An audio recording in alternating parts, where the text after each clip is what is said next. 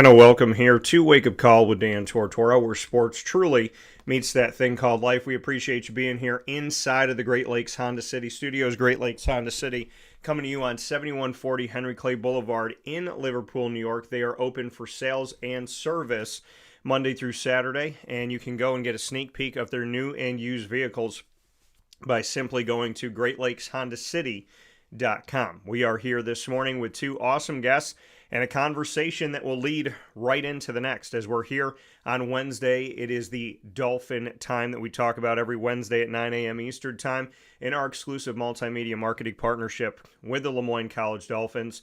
Today we have Thomas Berry on the broadcast, coming to us from the Moyne Dolphins men's lacrosse team that just won the regular season title and were the number one seed in the NEC tournament that they just had this past season here in 2025. So we'll speak with Thomas in just a moment. And of course, then in hour number two, we're going to continue the conversation with Jason Lucas about the House settlement. Now that it's a done deal, what does this mean for student athletes? What does it mean for amateurism, if that's even a word anymore in collegiate athletics? And what will happen with the future of college sports? We'll be talking about all that with the sports and entertainment vet and a very good friend of mine, Jason Lucas. You're with us up and down the East Coast, the Midwest, the West Coast, and all around the globe on YouTube.com and Facebook.com/WakeUpCallDT and on WakeUpCallDT.podbean.com. So with that being said, we are picture in picture, and Thomas doesn't know this, but we're about to make history with him is that, you know, Coke Zero, which is really the only soda that I could drink. So Coke Zero has the names that have come out recently. My grandfather on my mom's side, my Papa Cavino, his first name, Thomas. Well, today I get to introduce our guest for the first time ever by sharing a Coke with Thomas. So that's what we're doing here this morning. Mr. Berry, how we doing? I'm doing good. Thank you for having me. Absolutely. And Thomas, I want to go all the way back to the beginning for you. I want to know, how did lacrosse become a part of your life? How did this sport connect with you? So I grew up in Tully, not too far from here, small town, but lacrosse is big there, and I picked up a stick when I was in kindergarten, I think. My childhood best friend, who I'm still best friends with today, he plays at Fisher. His dad was actually the coach of like the youth programs. Yeah. So I was over at his house all the time, looking through his dad's old sticks, and I think I just fell in love with the game, from having such strong friendships, in youth lacrosse. And I was never very good at it for the first few years. So I think just not being good at it and being frustrated, and some of my friends being better than me, kind of drove me to want to be better at it. And I feel like there's no better place to grow up, if you want to be a lacrosse player than Syracuse. It's the environment for lacrosse is so rich here. Yeah, and you spoke about, growing up in Tully, not too far away from Syracuse. Obviously, those of us that can get on 81 with all the construction and actually head south, we know that Tully is pretty close by. So like you said, there's no better place. What is that piece of it for you? I mean, the history, right? Because when we talk about the sport of lacrosse, the state of New York, the Northeast region in general, I mean, lacrosse, its hotbed, its birth is right in your backyard. So to have a sport that is not only vibrant here, but has its roots here, what has that meant to you to continue to carry on a tradition of a sport that has such a connection to Central and Upstate New York? I think it's just I feel very prideful, and I feel like it's very special. I get to continue playing it here. Um, when I was growing up, I'd always look at like the high school All-Americans and see them going off to college and everything. Um, so I think just having such a strong tradition here and just the connections it's brought, I feel like I know everyone in Syracuse just Hmm. because I picked up a cross stick when I was a little kid. So I think that's super, super special too. And I think everyone respects each other. Yeah, and in this sport, like you said, at first there was a struggle, right? There was a growing period for you. You said, some people were better than you out there, and there was a frustration. What brought you through that frustration? Because not everybody does that, right? Not everybody gets frustrated and then pushes forward. Some people get frustrated and they run away. What made you keep going in this sport? was it about lacrosse that made you say, hey, if it's difficult for me now, I'm going to make sure it's not going to be difficult for me a couple months from now? I think just like developing like the love for the game and it's such a fun game, so special. And when you watch it be played at a high level, especially like growing up going to the Dome, seeing all those guys, all the great All-Americans that were there when I was in high school or elementary school, like seeing it being played at such a high level, like inspires you to go try some certain things in your backyard. And I think I just spent countless hours playing catch with my dad or shooting on a net in my front yard. And I think those are some of my like best memories from my childhood, just because of how much I enjoyed it. And for you, was there anybody that you looked up to when you said, I mean, you see All Americans and you see all of that happen around you? I mean, that was something that you still remember to this day, but was there a player or two that you just kind of locked in on and really liked their game? Um, Actually, I'm lucky enough to train for him. Dylan Donahue, he played at Syracuse. He graduated in 2016. When I was in eighth grade, I started training with him, and I've developed like a very close relationship with him. And just seeing like his spark, he's like another guy that you watch him pick up a stick, and he hasn't skipped a beat, even though he hasn't played in years, and he just loves the game and really cares about it. So I think just seeing guys like that, and obviously he had a very decorated career at Syracuse and in the pros.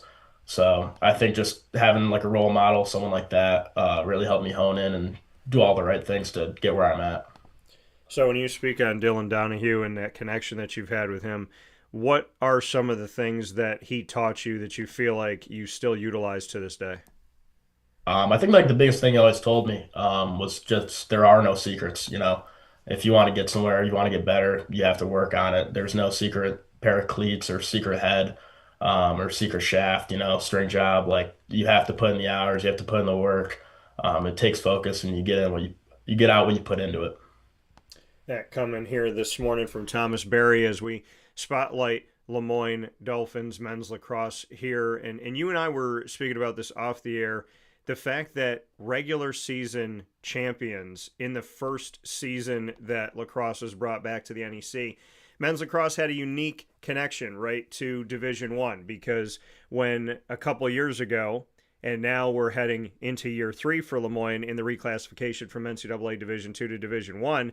But when this reclassification began, there were not enough teams inside of the NEC, the Northeast Conference, to put together a men's lacrosse conference or a men's lacrosse conference connection here. So there was no place for men's lacrosse. So when Lemoyne came in to Division One, all of the sports had a home within the NEC except for men's lacrosse, which had to play independent.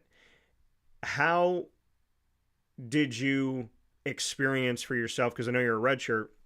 So going through the process of seeing Lemoyne go to Division One and not have a conference, what was that whole experience like?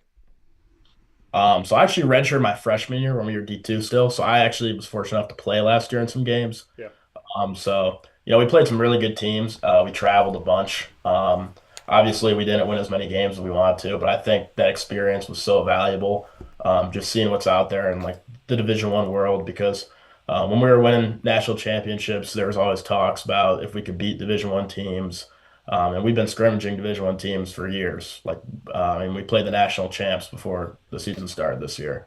So I think just we were never scared of the competition or like very intimidated. I think just seeing what was out there before we got a taste of our own conference this year was super valuable and contributed to our success. Yeah, and last year with a season that's so wide open, right? The scheduling could be made to play whoever you wanted to play. There was no shying away from playing that strong competition like you had stated. And so to be on the team last season and to be able to kind of go through that and to see the teams that you were going to be facing in Division One, teams that you might face in the future when we talk about NCAA tournament play, that experience for you last year, that your first experience after redshirting, how did you take that all in and how did you, I mean, the enjoyment, I know you talked about the fact of, playing these teams and not shying away for competition, but when we look back to last season, we look back to 2024, what were the biggest takeaways for you knowing that it was such a unique time and being independent, you can put that schedule together and you can have fun with playing some teams that you probably were not going to be able to schedule because of the fact that you had a wide open schedule? So I think first, like we just thought we had nothing to lose by going and playing those teams like Denver, Yale. They're phenomenal top five teams when we played them both. So we had just had nothing to lose. So we wanted to just take in the full experience and give it our best shot. And I think also just it was super cool going to the venues, flying out to Denver, playing a night game in their stadium, playing a night game at Yale. I think that was super cool as well. And I think just individually looking at the players on those teams, and seeing some of the qualities and attributes that they had, whether they were bigger, more athletic, stick skills. I think just everyone on our team basically looked at, the guys that were our position on those type of teams, and we just had a few takeaways that we could work on in the offseason moving forward. So, Thomas, for you, despite playing, losing to a team like Denver that was fourth in the country at the time, or Yale that was around 10th or 11th in the country at the time, those games that you mentioned, despite those being losses, what does a Moyne team take away from those games? What do you take away as a young student athlete at Moyne from that level of competition? I think lacrosse is just such a momentum game. It's a momentum sport. And when we look at the Denver game specifically, we're tied with them at halftime. That's 30 minutes of lacrosse that we hung with one of the best teams in the country. Um, and I think just moving forward, we talked about this year before we played Navy. We want to win those type of games in the future. And I think we took another step forward this year, but I think in next year and the year after, I think, we want to start beating those teams and making a better name for ourselves um, eventually.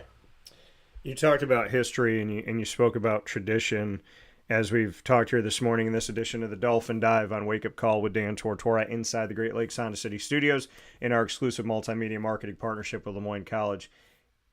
In speaking of tradition and history, we know that Moyne men's lacrosse at the D2 level has numerous times risen to the name national champion. In this move from Division Two to Division One, being a national championship program, and now being in Division One play for the last couple of years, you're a part of history. You are a part in and of itself of this new history. What makes you believe that Moyne can find its way to rise up in Division One as well? I think you just look at like our coaching staff, specifically Coach Sheehan. He's one of the most winningest coaches of all time in college lacrosse. And I guess the proof was on the field this year. He knows how to win games. So I think if we just all buy in, and something we talked about a lot this year was raising the floor. Um, from our leadership, just raising the floor and the talent level and the compete level every day at practice. So I think if we just continue to focus on ourselves, um, and then when it comes springtime for the games, the coaching staff, they always prepare great game plans, and they prepare us for every game as well as they can. So I think just executing on game day as well. You spoke about teammates and growing up and having a connection to your best friend and that building your love for the sport. When you look at your teammates now, how would you describe the environment and the culture for Moyne men's lacrosse, and what is it like playing with the guys that you have on each side of you right now? I think it's just very special. We go through so many hard things together. Nothing about playing college lacrosse is very easy. There's a lot of tough days when people are looking for practice to be over. It's very intense. Yeah. People are very straightforward with each other. But I think just keep in mind that everyone has their best interest in mind. No one's ragging on you because they don't like you. It's nothing personal. It's only because we want to be great as a collective, and we believe in each other and we want the best out of each other. So I think that's just important to keep in mind. And I think it takes a certain type of person to be able to handle criticism and move forward. Do you feel that pressure when we talk about history and we talk about everything Moyne men's lacrosse has been? Do you get a sense of that when you're in practice? Like you said, we're tough on each other, but it's just because we want to get better, and you gotta be able to take criticism and whatnot. You mentioned all those things. Do you feel like that all comes with the culture of being in a program that is expected to win? Yeah, for sure. When I was a freshman, I think the captains at the time did a great job of just kind of setting the boundaries and like laying down the law with the culture. They expect a lot out of everyone, and it was super intense.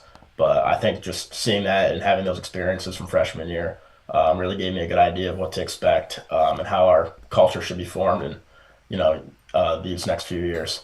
And I also think that, having pressure on us is a good thing because why would you want to play somewhere where there's no pressure for you to be successful, right? Yeah, and that they talk about pressure making diamonds. What is it about you? Because you talk about being able to take criticism. It means you have to have thick skin. How have you evolved, not just on the field, but as a human being, to be able to take thick skin, take criticism? Because we live in a world where people like to give criticism, but they don't like to take it. So how have you evolved in your life to have that thick skin and be able to respond to adversity and to continue to get after it if there is some constructive criticism that comes your way? I think just remembering, like I said earlier, that people have your best interest in mind, and someone wouldn't get on you if they didn't believe in you and think you were capable of doing great things. Um, and I just think it's criticism is necessary, and you get used to it. But there's nothing you can do for yourself by pouting about what someone said to you. You just have to look for ways to move forward and take it with a chip on your shoulder. Thomas Berry here with us this morning. Thomas, before we get into this past season, when we look back at the season last year in that independent season before Moyne joined the NEC this year in 2025, the first win that we see for Moyne as a Division One program, as a fully fledged Division One institution, we saw men's lacrosse defeat Wagner 17-6 in Staten Island, and a couple other wins coming against Mercer, and a win at the end of the season against Holy Cross. Bring me into that being a part of that win over Wagner, because Moyne has had history where there's been Division One opponents. Moyne has had history where there were two sports in baseball and women's lacrosse that used to be Division One programs, but Moyne has never been a fully fledged Division One institution except for these last couple of years. So having that Wagner historic victory, just what that has meant to you, and the fact that that'll always be a part of your life and your teammates' lives as well. I think it was super special, making history, like you said, just being the group to do it. I think we all believe we could do it going into the game, but of course, there's no way to know how the game's actually going to go till you're out there. There's so many curveballs that could happen, but I think we won that game 17-4, so that felt extremely good to win in that fashion, and just go down there and kind of set the standard for what our life in Division One's going to be like. I think that was super special and super necessary.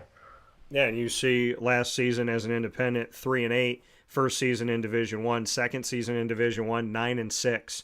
What is it about last season to this season that you feel like you were able to get on the winning side of things? Just a couple years as a Division One program and just shy of having double-digit victories. Bring me into what building blocks came last year that you used this year.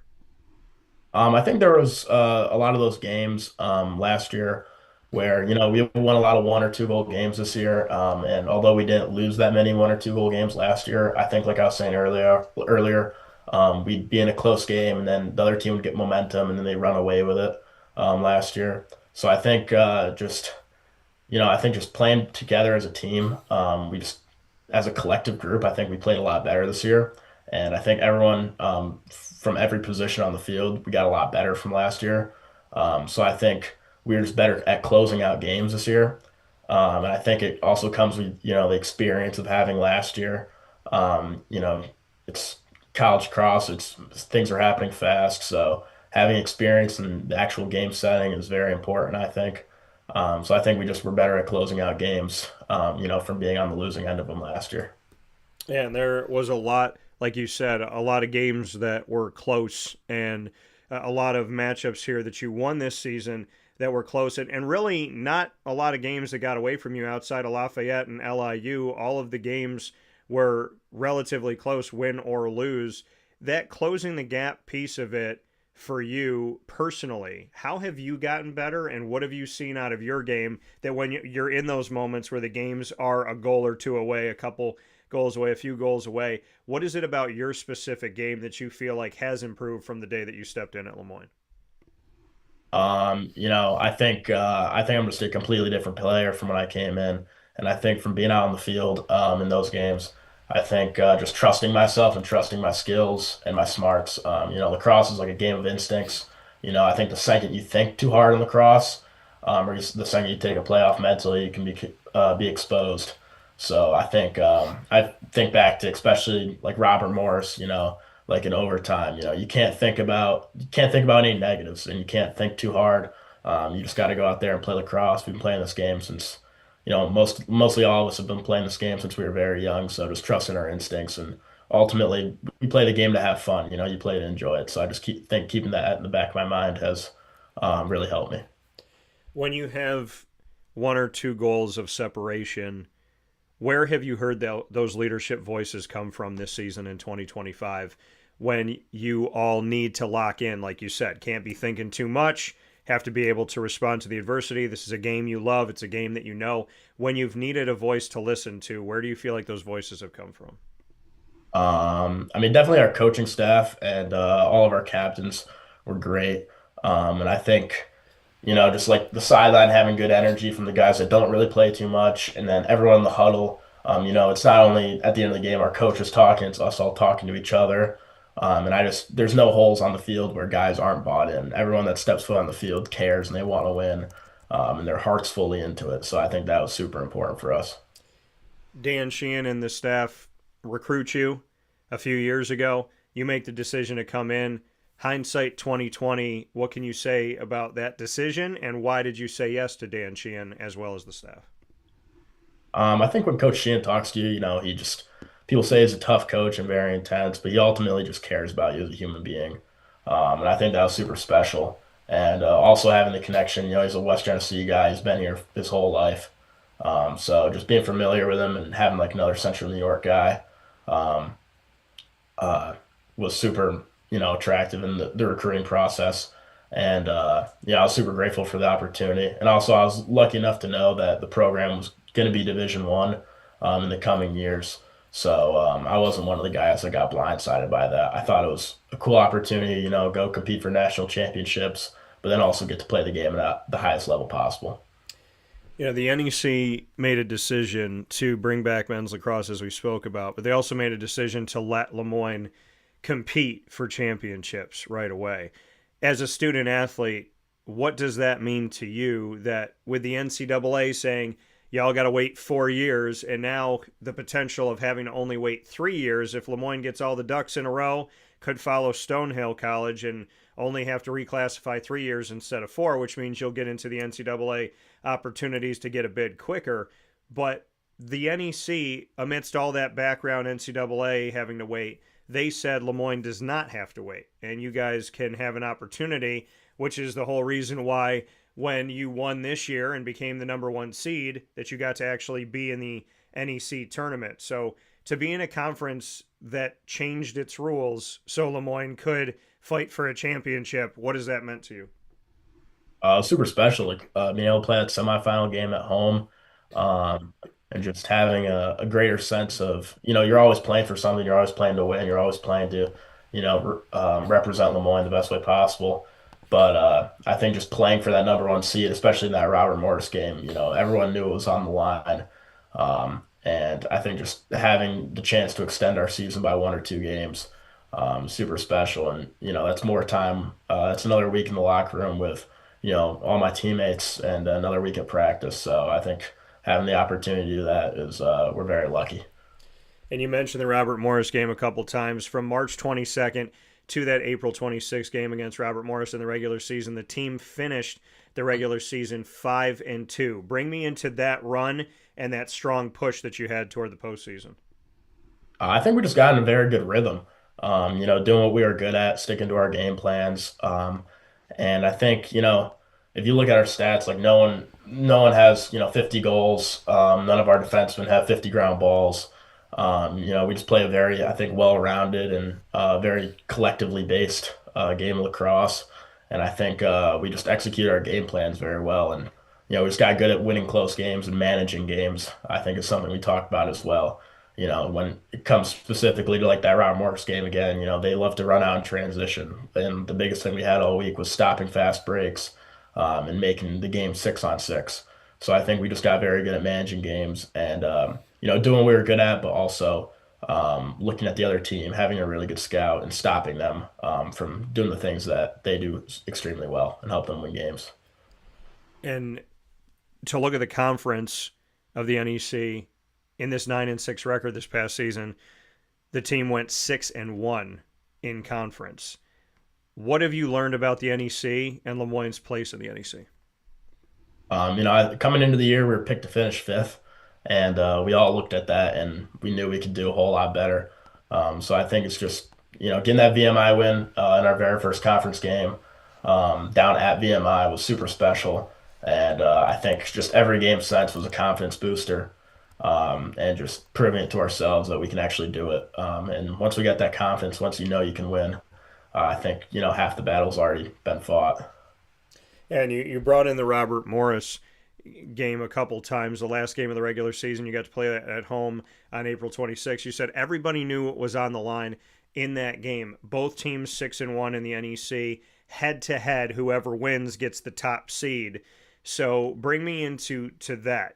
Both teams finished 6-1, but you beat them head to head. So you had the opportunity of calling yourselves a number one seed and having a regular season title. So first year in the NEC, and you just brought up the VMI win. So first year in the NEC, you win it all, let alone go 6-1. Plus you win the regular season, and you win the regular season at the end of the season by beating the team that is right there with you. It seems like a poetic kind of movie type of finish. Yeah, it's definitely, winning big games. And I think the next step is, winning in the tournament and winning the NEC tournament. Unfortunately, lost in the semifinals, but I think just having, like I said, the experience from 2024 helped us this year, and I think this experience is going to help us, hopefully win the conference next year, and hopefully just keep that momentum going and win out in conference play. And Thomas, with you redshirting that last year in D2 and then being able to play these first 2 years in D1, if Lemoyne is able to get this reclassification done in 3 years instead of 4, that means that while you're there at Lemoyne, you would be eligible with your teammates that still have eligibility to make the NCAA tournament. So bring me into kind of that background. I know it's out of your control as a student athlete, but what can you say to the fact that while you're at Lemoyne, there is a chance that you could see yourself in the NCAA tournament in the not too distant future if Lemoyne does what it does as an institution and then you as a team take care of business? Yeah, I think it's super special. Every little lacrosse player, you watch the NCAA tournament, the best teams get to play in May. So I think being able to play in May, being able to play in the NCAA tournament before my playing days are over will be super special, super fun, and honestly just a dream come true. And I think just even a step back farther for the Lemoyne lacrosse program, you look at it and, at 3-8 in our first year, and now we're talking about making the NCAA tournament, a year and a half after. So I think that speaks pretty big volumes to the things we can do. Absolutely. Thomas Berry here with us in this edition of the Dolphin Dive, spotlighting men's lacrosse at Lemoyne on the Heights in our exclusive multimedia marketing partnership with Lemoyne College here on Wake Up Call inside the Great Lakes Honda City Studios. Thomas, before I let you go, you and I get to put each other on the hot seat in what we call rapid fire, and you can ask me any question, any topic in the world. You'll ask me one, I'll ask you one. We'll get a couple in here. What's your first question for me? um, who directed the Star Wars movies? George Lucas. So, yeah, George Lucas, the man, the myth, the legend, Mr. Lucas. My question back to you, Thomas. If you could have dinner with any 3 lacrosse players of history, of any point in history, what 3 lacrosse players would you have dinner with and why? Whew. Um, Probably Mikey Powell, um, Marcus Holman, and probably Mark Millen, just because they're all very great attackmen, and I think each of them brings something different to the table. And I think they play the game full speed, and they're great competitors, and they really care. Okay. I like it. I can respect it. What's your final question for me, Thomas? Um, if you had to spend a day with anyone in the world, dead or alive, who would it be? 24 hours. It's an easy answer. Right off screen that I look to every time I do the show here in the studio, there's a Navy hat and there is a mini forklift toy. The Navy hat is for my grandpa Tortora, also named, or my grandpa Cavino, pardon me, also named Thomas. And so it actually has his T.A. Cavino in the hat. It's from World War II where he served. The little toy next to him, my grandpa Tortora, Ralph Tortora Jr., he served in World War II as well in the Army, and then he worked for Miller Brewing Company. And when he retired, he drove a forklift. When he came out of the military and was working at Miller, he had a forklift that he drove there. And I still remember his cake had this toy in it. He pulled the toy out of the cake, and it had icing all over the wheels, and he handed it to me, and I still have that here. So if I could spend 24 hours with anybody, dead or alive, I would absolutely spend time with my grandparents. My grandfathers passed away when I was 6, so it has been 33 years, and I absolutely would spend 24 hours. I would cut both of my arms off to spend a second with both of them. So that's a very easy answer for me. My question back to you, Thomas. Let's see here. If we created a meal that's the Thomas Berry special, we put it in a restaurant, what's on the dish? Um, I'm pretty basic. It'd probably just be like chicken tenders and fries, to be Okay. honest. Good seasoning. Okay, chicken tenders, fries, good seasoning. What's the dipping sauce? Definitely honey mustard. Definitely Okay. honey. All right. Well, the judges will accept that answer. Thomas Berry here with us, Lemoyne Dolphins men's lacrosse student athlete, following the 2025 NEC title season, the first season in the NEC, and they were regular season champions. Looking for more in the upcoming season of 2026. Thomas, I appreciate what you and your teammates are doing, as well as the coaching staff and everybody at Lemoyne for men's lacrosse. I thank you for being here in the Dolphin Dive, and I hope the best for you and your family, and I hope you have a good summer. Thank you. Thank you for having me. It's been a blast. Of course, I'll talk with you soon. That coming from Thomas Berry here on Wake Up Call with Dan Tortora, where sports meets life. We'll take a step aside here on the broadcast, and we thank you for being a part of this morning and every Monday through Friday from 9 a.m. to 11 a.m. Eastern Time. Wake Up Call with Dan Tortora coming to you on YouTube.com and Facebook.com, both / Wake Up Call DT, and on wakeupcalldt.podbean.com. Cannot thank you enough for being a part of this show here on Wake Up Call with Dan Tortora. And of course, we have plenty coming up in hour number 2 as Jason Lucas and I will tackle the House settlement and what collegiate athletics is becoming. There are some good things. It could have been good, potentially. But, man, some things just don't. The NCAA has made a lot of decisions, and I made mention about 7 years ago. I had said to you on this show, here on Wake Up Call with Dan Tortora, I said, if the NCAA continues to go in the direction that they've been going in, if they continue to do what they're doing the way that they're doing it, then the NCAA is going to look drastically different than we know them, if they even exist at all. Unfortunately, that prediction was correct. The NCAA looks drastically different than what we remember, and with everything going on, I am a little surprised that they're even still here. We'll talk about it after this fast break as we get primed to have Jason Lucas on the broadcast in just a little bit. You're here inside the Great Lakes Honda City Studios, and this is Wake Up Call with Dan Tortora. Here's a message from Renee from Brian's Landing, located on 6523 East Seneca Turnpike in Jamesville, New York. Open Tuesdays and Wednesdays for dinner, Thursday through Saturday for lunch and dinner, and Sundays for brunch. It's a lot like the way that my mom and dad ran their restaurant. We have put in place a lot of people that are family to us, very similar to how my dad hired people that were family to him. And then the tradition I'm carrying on is a lot of the items that are on our menu are my dad's. And he taught our chefs how to recreate his dishes. So I think that Tommy McNerney, who our executive chef is, to him it is an art. And I think that when he does create a dish, it's not just about making the food taste delicious, which is definitely our priority, but it's an art to him, and it's almost like his canvas on a plate where he just wants the colors to look great, and people love it because he takes pride in that. And Brian and I appreciate that. We want it to obviously look good and taste good.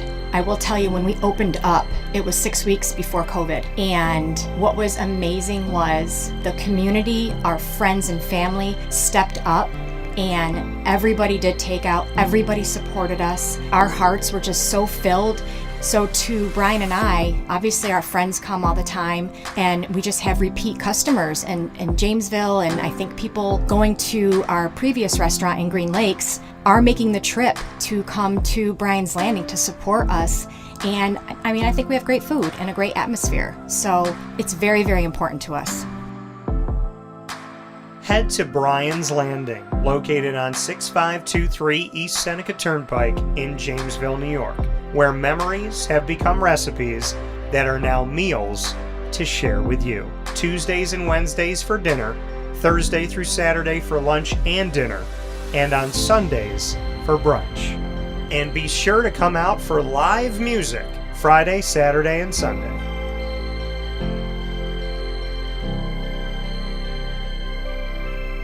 Here is a special message from Brian Bruno, owner of Servomation Refreshments Incorporated. I grew up in the family business, had the experience of working for a national food service company with thousands of employees, and as much as I enjoyed the experience I had, there's something about, owning my own company and being able to change the things I saw wrong with the industry firsthand, which is why I moved back to my hometown in Canastota, New York to launch Servomation. It was back in 2007. When we first started the business in 2007, really you didn't find any machines with credit card readers. There was a lack of variety in machines. You got stuck with basically whatever the vending company wanted to sell that day. There was a lot of inefficiencies in the business, and those were all things that we saw as opportunities, both from a customer level to improve and from an operating level to be more efficient.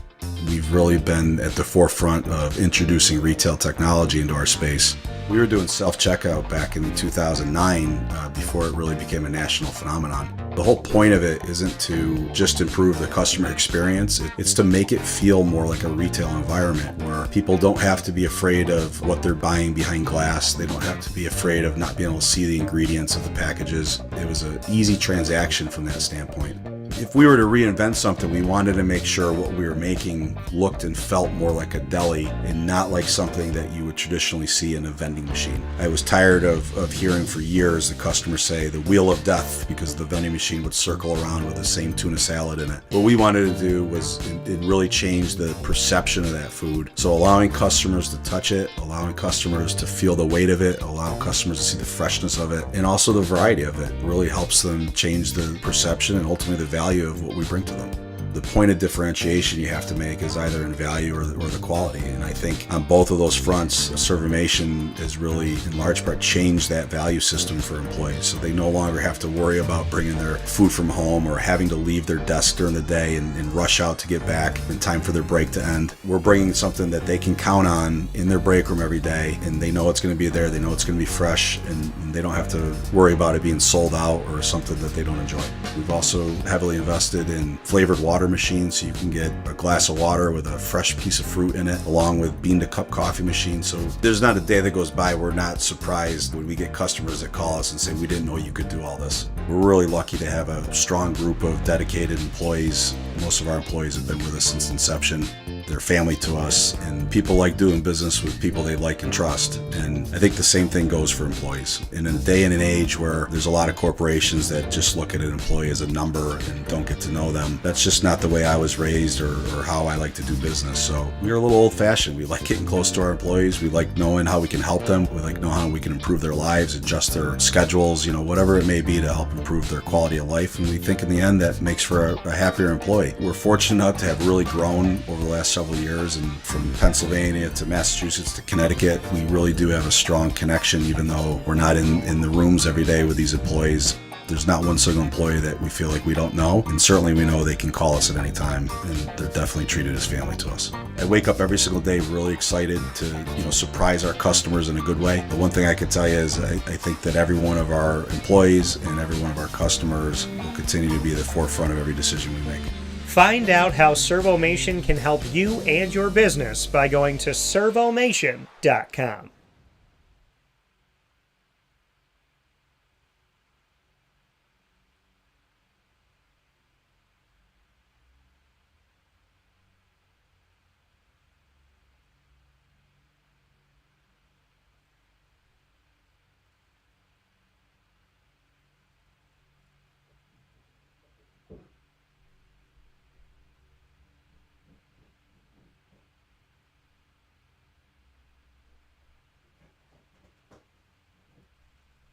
And a welcome back to Wake Up Call here on inside of the Great Lakes Honda City Studios. We appreciate you being here with us every Monday through Friday from 9 a.m. to 11 a.m. Eastern Time. And of course, we appreciate you being here with us this morning as we get ready to talk about the House settlement and some of the things that are, a lot of the things that are going on in the world of sports. So, first and foremost, to kind of paint a little picture here for what Jason and I are going to be speaking on this morning here on Wake Up Call with Dan Tortora, where sports meets life. Here's what you need to know about what's going on, if you've been following or you haven't been following. So, what is the House settlement? Now, Grant House, and so some people think the House settlement, when I first heard it, and, complete transparency, we're always honest here on the show. When I heard House settlement, I thought about the House of Representatives. I thought it was a congressional thing. Well, House settlement is referring to Grant House. Grant House is a former Arizona State swimmer who sued the defendants, which is the NCAA and the 5 biggest athletic conferences, which are the Pac-12, whatever the Pac is going to be now, the Pac-12, the Big 12, the Big 10, the ACC, and the SEC. So his lawsuit and 2 others were combined, and over several years, the dispute wound up with the settlement that ends a decades-old prohibition on schools cutting checks directly to athletes. Now each school will be able to make payments to athletes for use of their name, image, and likeness, NIL. For reference, there are nearly 200,000 student athletes in 350 schools in Division I alone, and 500,000 student athletes in 1,100 schools across the entire NCAA. So, something to note there with this settlement. Now, how much will the schools pay? In year 1, each school can share up to about $20.5 million with their student athletes, a number that represents 22% of their revenue from things like media rights, ticket sales, and sponsorships. Alabama Athletic Director Greg Byrne told Congress, quote, "Those are resources and revenues that don't exist," end quote. Some of the money will come via ever-growing TV rights packages, especially for the college football playoff. But some schools are increasing costs to fans through quote-unquote talent fees, concession price hikes, and quote-unquote athletic fees added to tuition costs. Of course, why not? Why not punish everybody else for this? That's what they always do, right? They just keep passing the buck. Now, scholarships and quote-unquote cost of attendance have always been part of the deal for many Division I athletes, and there's value to that. The NCAA says its member schools hand out nearly $4 billion in athletic scholarships every year, but athletes have long argued that it was hardly enough to compensate them for the millions in revenue they helped produce for the schools. which went to a lot of places, including multi-million dollar coaching salaries. They took that argument to court, and it helped them win. Now, players have been getting paid since 2021. Facing losses in court and a growing number of state laws targeting its amateurism policies, the NCAA cleared the way for athletes to receive NIL money from third parties, including so-called donor-backed collectives that support various schools. Under the House settlement, the school can pay that money directly to athletes, and the collectives are still in the game. So with the House settlement, it doesn't get rid of collectives. Apparently, it doesn't get rid of a student-athlete being able to get more money on top of money. The House settlement essentially is just saying, hey, you got to pay your student athletes. And again, it was a lawsuit against the NCAA and against the autonomy group, the Pac-12, the Big 12, the Big 10, the SEC, and the ACC. Now, looking at $20.5 million, under the terms of the settlement, third parties are still allowed to cut deals with the players, like I just mentioned. Some call it a workaround, but most view it as the new reality in college sports as schools fight to land top talent and keep them on campus. Top quarterbacks are reportedly getting paid around $2 million a year, which, by the way, is more than some quarterbacks get paid in their rookie contracts in the NFL. So there's going to need to be salary caps and parameters and all this stuff. And I'm sorry, but a college student athlete should not be getting paid more than a professional athlete in the NFL. So what do they say? Like Shedeur Sanders in college was making more money than Brock Purdy made when he went to the Super Bowl. But top quarterbacks are reportedly getting paid around $2 million a year, which would eat up about 10% of a typical school's NIL budget for all of its athletes. Now, let's look at the rules. The defendant conferences, the ACC, the Big 10, the Big 12, the SEC, and the Pac-12, are creating an enforcement arm that is essentially taking over for the NCAA. What did I tell you? What I say 7 years ago. The NCAA will, if they exist, they will look drastically different if they even exist at all. I said 5 to 10 years from now, I said that 7 years ago, 5 to 10 years from now, the NCAA, if they exist still, will look drastically different even if they exist at all. And now the power conferences are doing what? The autonomy group is doing what? They're being autonomous. They're now saying, thanks, NCAA. But again, people have to see how these chips are falling. They have to you have to understand, folks,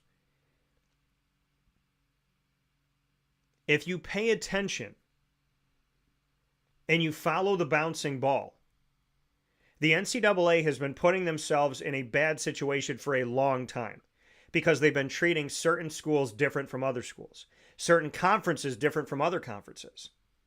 The NCAA has not been fair and balanced about anything in a long time. And because of how the NCAA had handled themselves in the past, that's what caused me to make that prediction. That 5 to 10 years from that point, which was about 7 years ago, the NCAA is either going to look drastically different if they exist at all.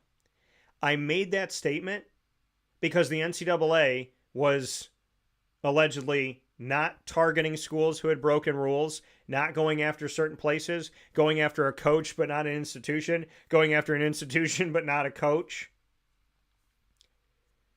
There was different strokes for different folks. You commit the same crime, and if you're St. Bonaventure and you did something wrong, then St. Bonnie's, guess what? They can't play in the tournament this year. But if you're UConn and you're being investigated, you can win a national championship during investigation, and that championship will stay with you forever. Syracuse was handed a massive penalty. North Carolina had an HBO special about things that were going on there. In North Carolina, nothing happened.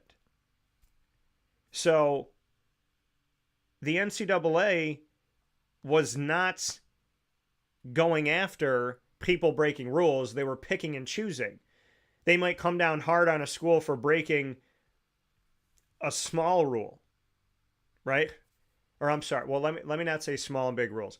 They might come down hard on a school for breaking a rule that they don't care if another school broke. They might punish a school for doing one thing wrong where another school is being investigated for 8 different things and nothing happens. The NCAA was playing favorites. And I'm sorry, but if you have a set of rules and people need to abide by them, if you don't enforce those rules, then it's the hand in the cookie jar.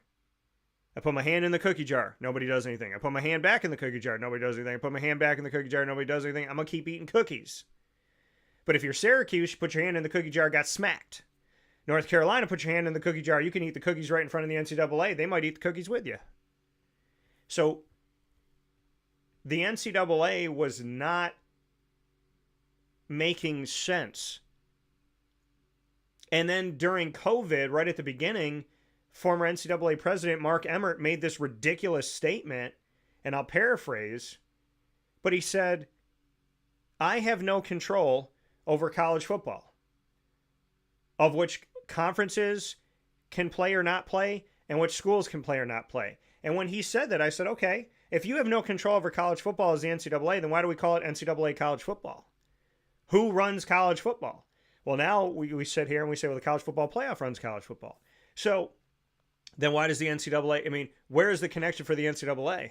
Does the NCAA make any money? Why does the NCAA have the right to hand down a punishment to a coach or a student athlete if they cannot, if they say, if your president says, I cannot tell a conference they can't play, I cannot tell a school that they can't play. Well, the school plays under the conference, and under the school, which plays under the conference, are the coaches and the student athletes. So if I'm a student athlete and the NCAA suspends me, well, they just said they have no control over my conference or my school, so why would they have control over me? If they have no control over the big, then how can they have control over the little?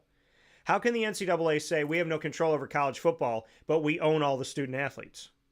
That doesn't make any sense. So again, because the NCAA had different strokes for different folks, treated people differently, did different things, the reality of it all is that the NCAA has put themselves in a position to eradicate themselves over the years because they haven't been fair, they haven't been balanced, they haven't been clear, and allegedly they had no control over college football for Lord knows how long. So why are they surprised that they're essentially killing themselves?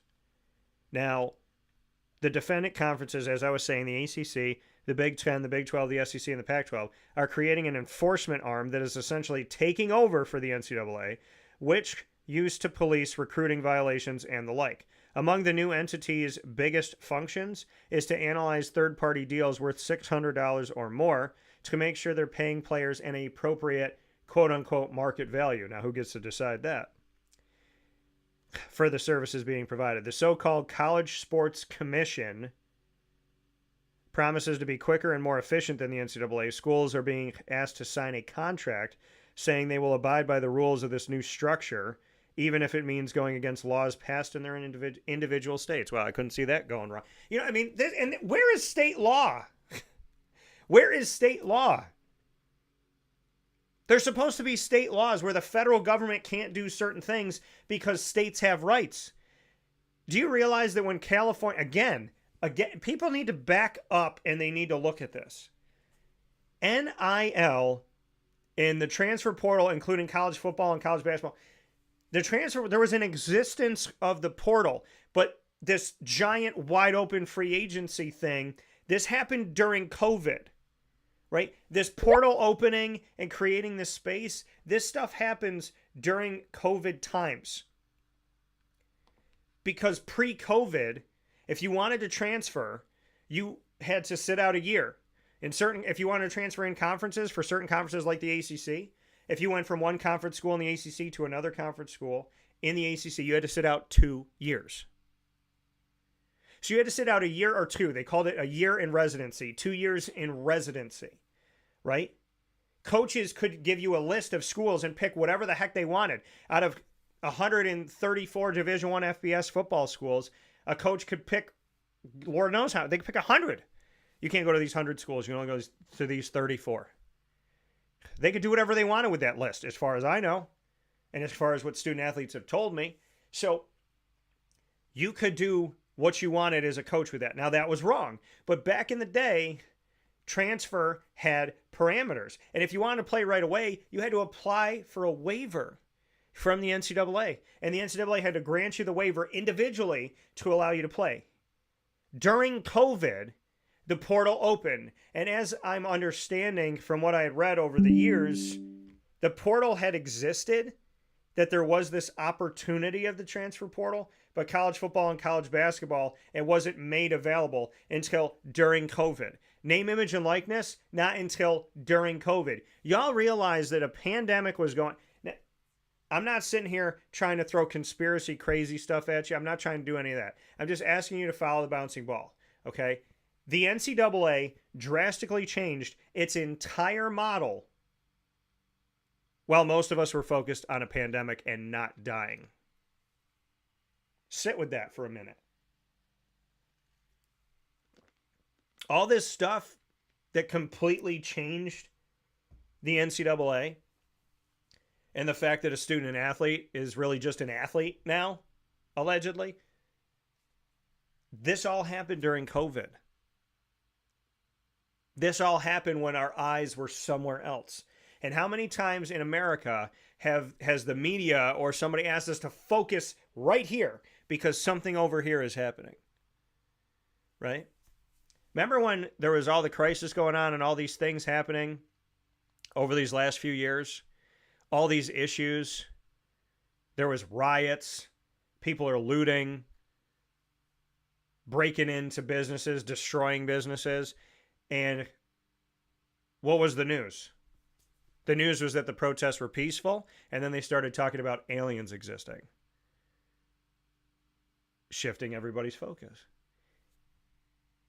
During COVID, California, which is not figuratively a state on fire, they are a state on fire. California is a friggin' dumpster right now, and I feel bad for the people that are living there that actually care about human life. California passed the law that created NIL. California was the state that said, this is what we're going to do. If you live in the state of California, if you have a school in the state of California, you can pay your student athletes through this NIL thing. You can find a way to pay college athletes because we're going to pass this legislation for name, image, and likeness. California started this.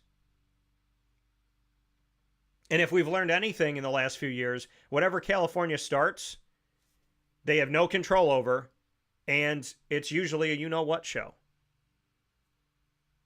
I tell people all the time, if California passes a law, do the opposite. It is so crazy to me that the state of collegiate athletics drastically changed during a pandemic. And how many people are talking about the timing of all of this? How do you push all this stuff through? Well, during a pandemic, nobody's paying attention. During a pandemic, maybe we're breaking state laws. How did the NCAA the state of California passes a legislation that states you can have name, image, and likeness to pay your student athletes? And then the NCAA tells the other 49 states, guess what? Y'all have to do the same thing. And from what I was reading at the time, 9 states had some type of legislation in place or were looking to put some type of legislation in place, while the other 41 states either didn't agree with NIL or weren't ready for it. And the NCAA says, well, you got to do it. How did the NCAA circumnavigate state laws? I mean, let's be real here, folks. I'm trying to understand the legality of the things that happen, especially the things that happened during a pandemic. And now the NCAA, with all the stuff that they allowed to happen, they're also allowing the death of themselves. And we're going to talk about that with Jason Lucas right after this inside the Great Lakes Honda City Studios. That was your primer for the discussion about the House settlement and what's going to happen with collegiate athletics. I don't even want to say what's going to happen with the NCAA because I don't know if they're going to be here that long.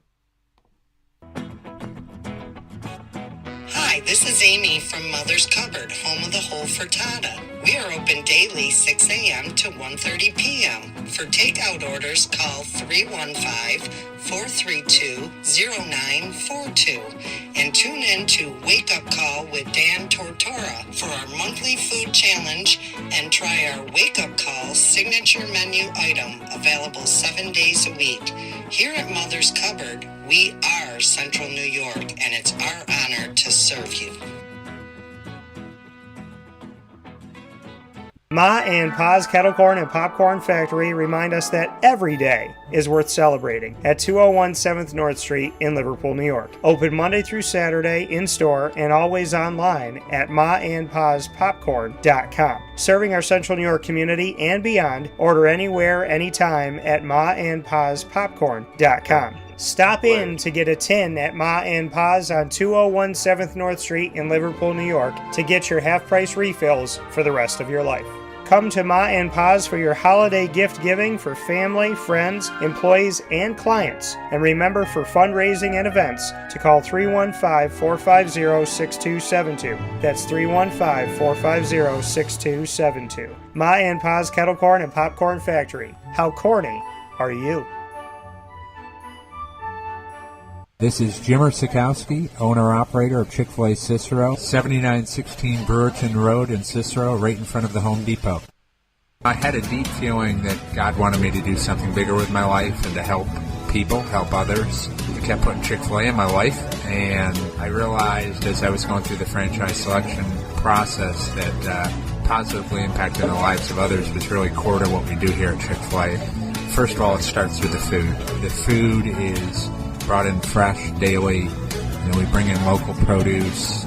We prepare to order in the kitchen. We hand bread our chicken. We hand spin our milkshakes. It's great food. It doesn't taste like fast food. I think the second thing is the way people feel when they come in a Chick-fil-A restaurant. It's different. We try to treat people with intentional kindness here, which is very different and deeper than good customer service. And so I think it feels remarkable for most people to come in a Chick-fil-A restaurant. And then lastly, the impact that we try to have in the community is very different. It's a big part of the expectation of every operator of a Chick-fil-A restaurant is that they're actively engaged in their community, they're a leader in the community, and they're making a difference. When they realize that what we're striving to do is to shine a little light in their life, that's a very, very different experience than you will have in any other quick service restaurant. And it's that remarkable experience that I think people will emotionally connect with.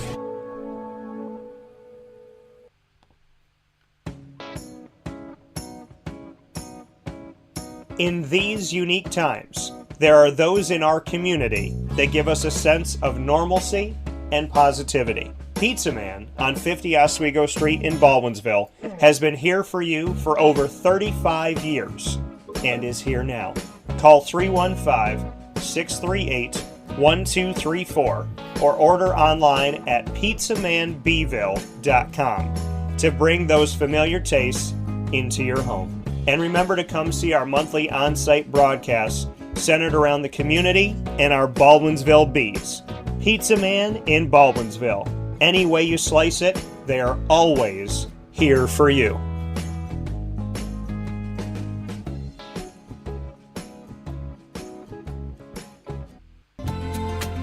Looking for your next ride? Look no further than Great Lakes Honda City, located on 7140 Henry Clay Boulevard in Liverpool, New York. Serving our community for decades, their new and pre-owned vast array of vehicles are available to you Monday through Saturday on site. To search from home, shop at GreatLakesHondaCity.com. Call 315-365-5576 to set up an appointment. That's 315-365-5576 for Great Lakes Honda City, 7140 Henry Clay Boulevard in Liverpool, New York. Great cars, great people, Great Lakes. All right, you need to come out here and get yourself the Brooklyn Pickle. I was talking about this with one of my buddies. I was like, yo, there's no better sandwich in the state of New York than the Brooklyn Pickle. And now that I found out that they're going down to North Carolina, we are taking over your taste buds everywhere you are, wherever you're gonna be. You need to get yourself out to the Brooklyn Pickle. Pinehurst, you just realized that you found yourself the best sandwich shop that you're ever gonna have. This is a glorious moment. It's a blessing to your community. You're welcome. Brooklyn in the house, baby. Go over to the Brooklyn Pickle. You already know what it is. You heard the man. Head to Brooklyn Pickle Pinehurst on 1788 Old Morgantown Road in Southern Pines, North Carolina.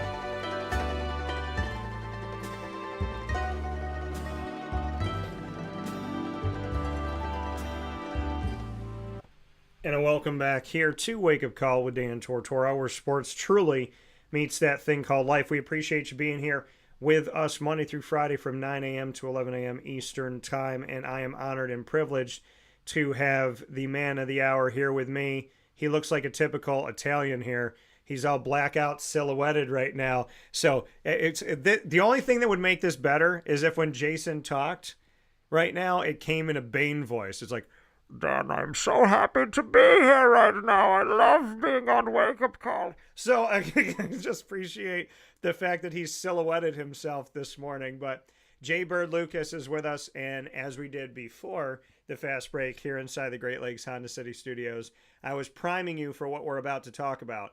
Essentially, the NCAA has completely made my prediction right 7 years ago. They've done nothing in more than half a decade to exist, be consistent, care about the student and student athlete.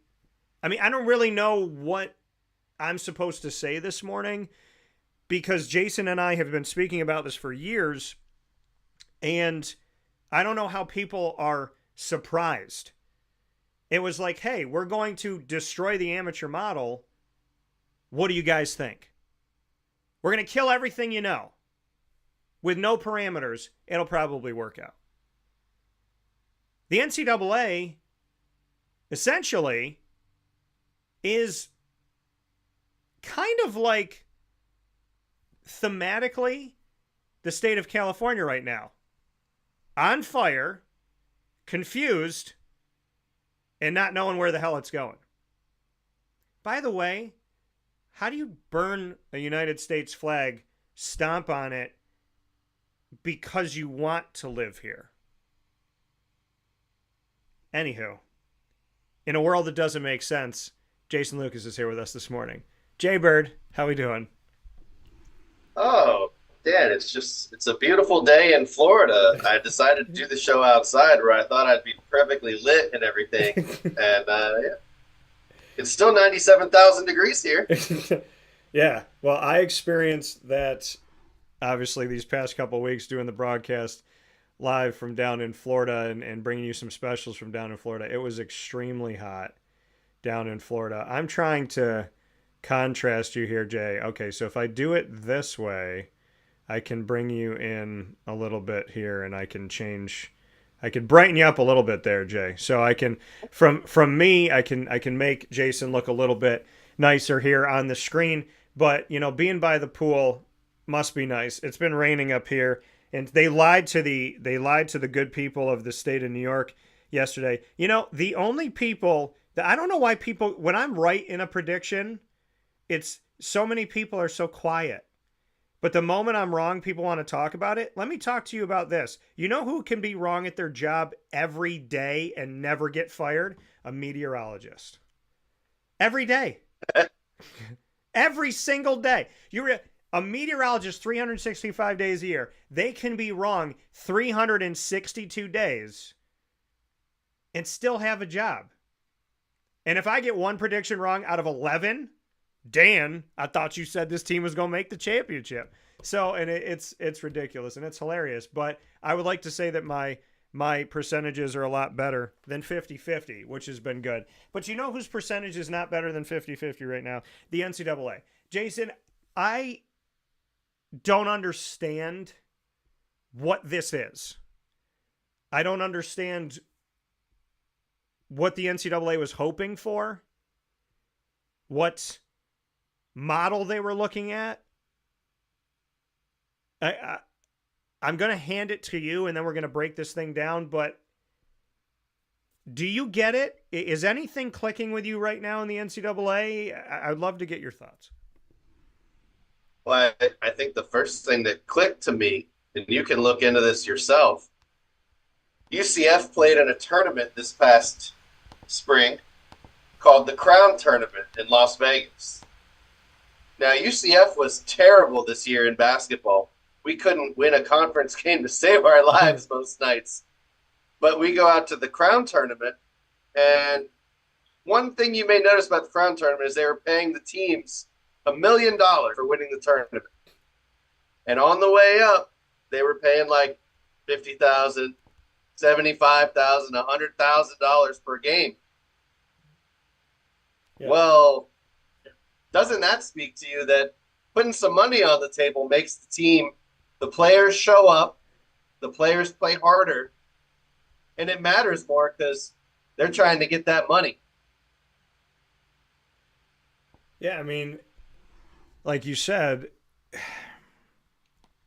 if you're going to have these tournaments, especially for teams that aren't playing that well, and you're going to pay them, then yeah, I mean, this is the thing. And this is where I get frustrated. Money, you hear all the time, money is the root of all evil. There's a reason why you can't take a briefcase full of money to heaven. And you can't buy your way in.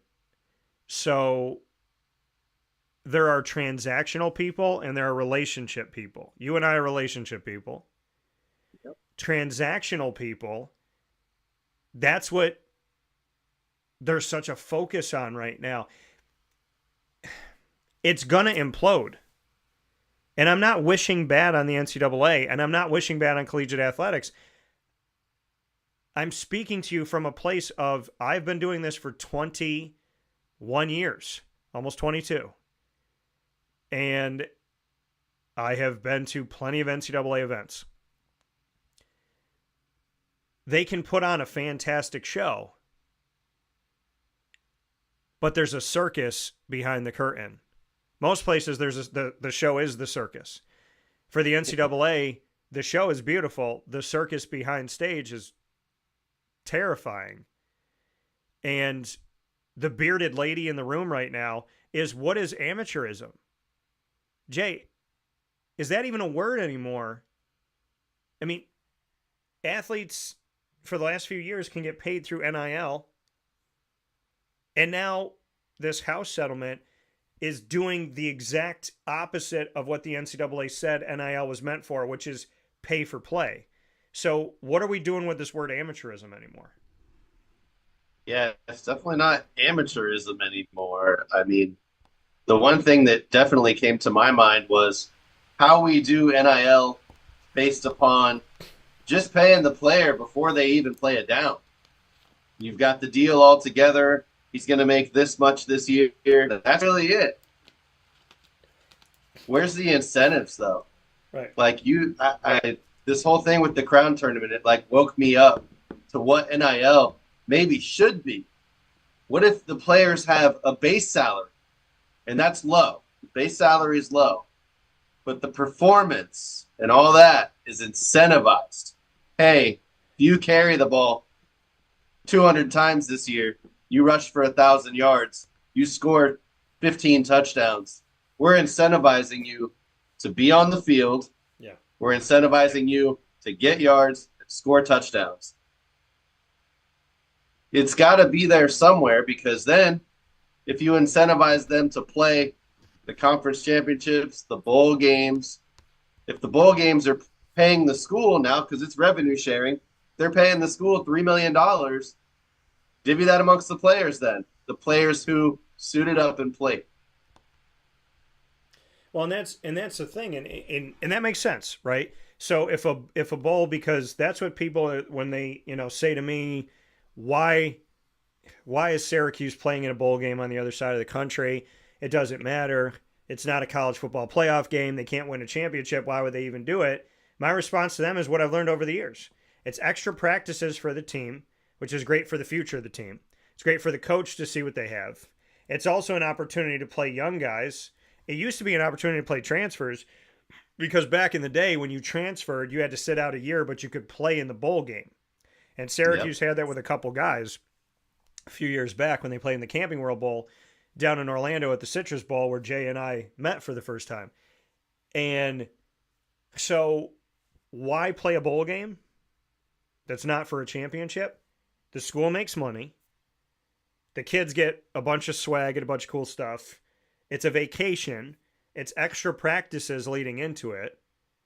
And it's the opportunity to see what your future looks like. And it's exposure for the school. So it's a win-win-win-win-win for any school to play in a bowl game. But you said something. If a school makes $3 million playing in a bowl game, instead of taking the money for the school, give it to the kids, and that'll incentivize them not to transfer. It'll incentivize them to keep playing, right? Because they want to make that money. If they're going to the NFL, well, they can make a little bit of money. If they're going to transfer, well, they can still make a little bit of money. It'll keep your roster together. Here's the problem, Jay. This is where the issue comes in. It would make sense to give the players the money if you want them to stay, but now what are we saying? You're not staying for the experience. You're not staying for the education. You're not staying for the relationships. You're staying for the paycheck, which is exactly what this should not be and should have never become. But for argument's sake, let's say that's what it is. So we get 15 guys that we're going to go in the portal to stay for another 3 weeks to play in this game. So the game actually is talent against talent of the top guys on the team. And we're not seeing a third string quarterback who hasn't played in 2 years play in this game.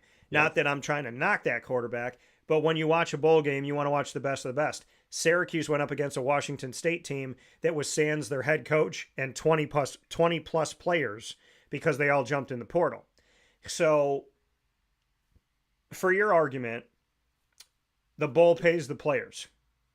The money goes to the school divvies it up amongst the players. Here's the caveat, though. Here's the issue. If the money goes directly to the players, now the school doesn't have that money, and the school needs to keep making this revenue in order to pay the players. So if the money goes around the school to the players, now the school's going to complain, well, we need that money to pay them throughout the year. Because this is the thing that people are not talking about. Where are the schools going to make this money, Jason? $20.5 million a year. Syracuse University, you and I have talked about this. They cry poverty. When they wanted to change the dome, and by the way, we still don't have a retractable roof. For what reason, unbeknownst to me, I don't know. But Syracuse said, we're going to make adjustments to the dome. We need your help, Syracuse, New York. We need you guys to go out here and raise some money in the community. No. Y'all are $1 billion industry. Figure that out your dang selves. But you got schools like Syracuse and the ACC that are quote unquote poor. Where is this $20.5 million going to come from, Jason? Are we just going to see all of these phantom bank accounts mysteriously appear that these schools have been using forever while they cry poverty? Or are schools not going to be able to afford this? Yeah, I mean, I think the schools are going to struggle. I think the schools, they have to figure out where everything's going on a budget like they always have.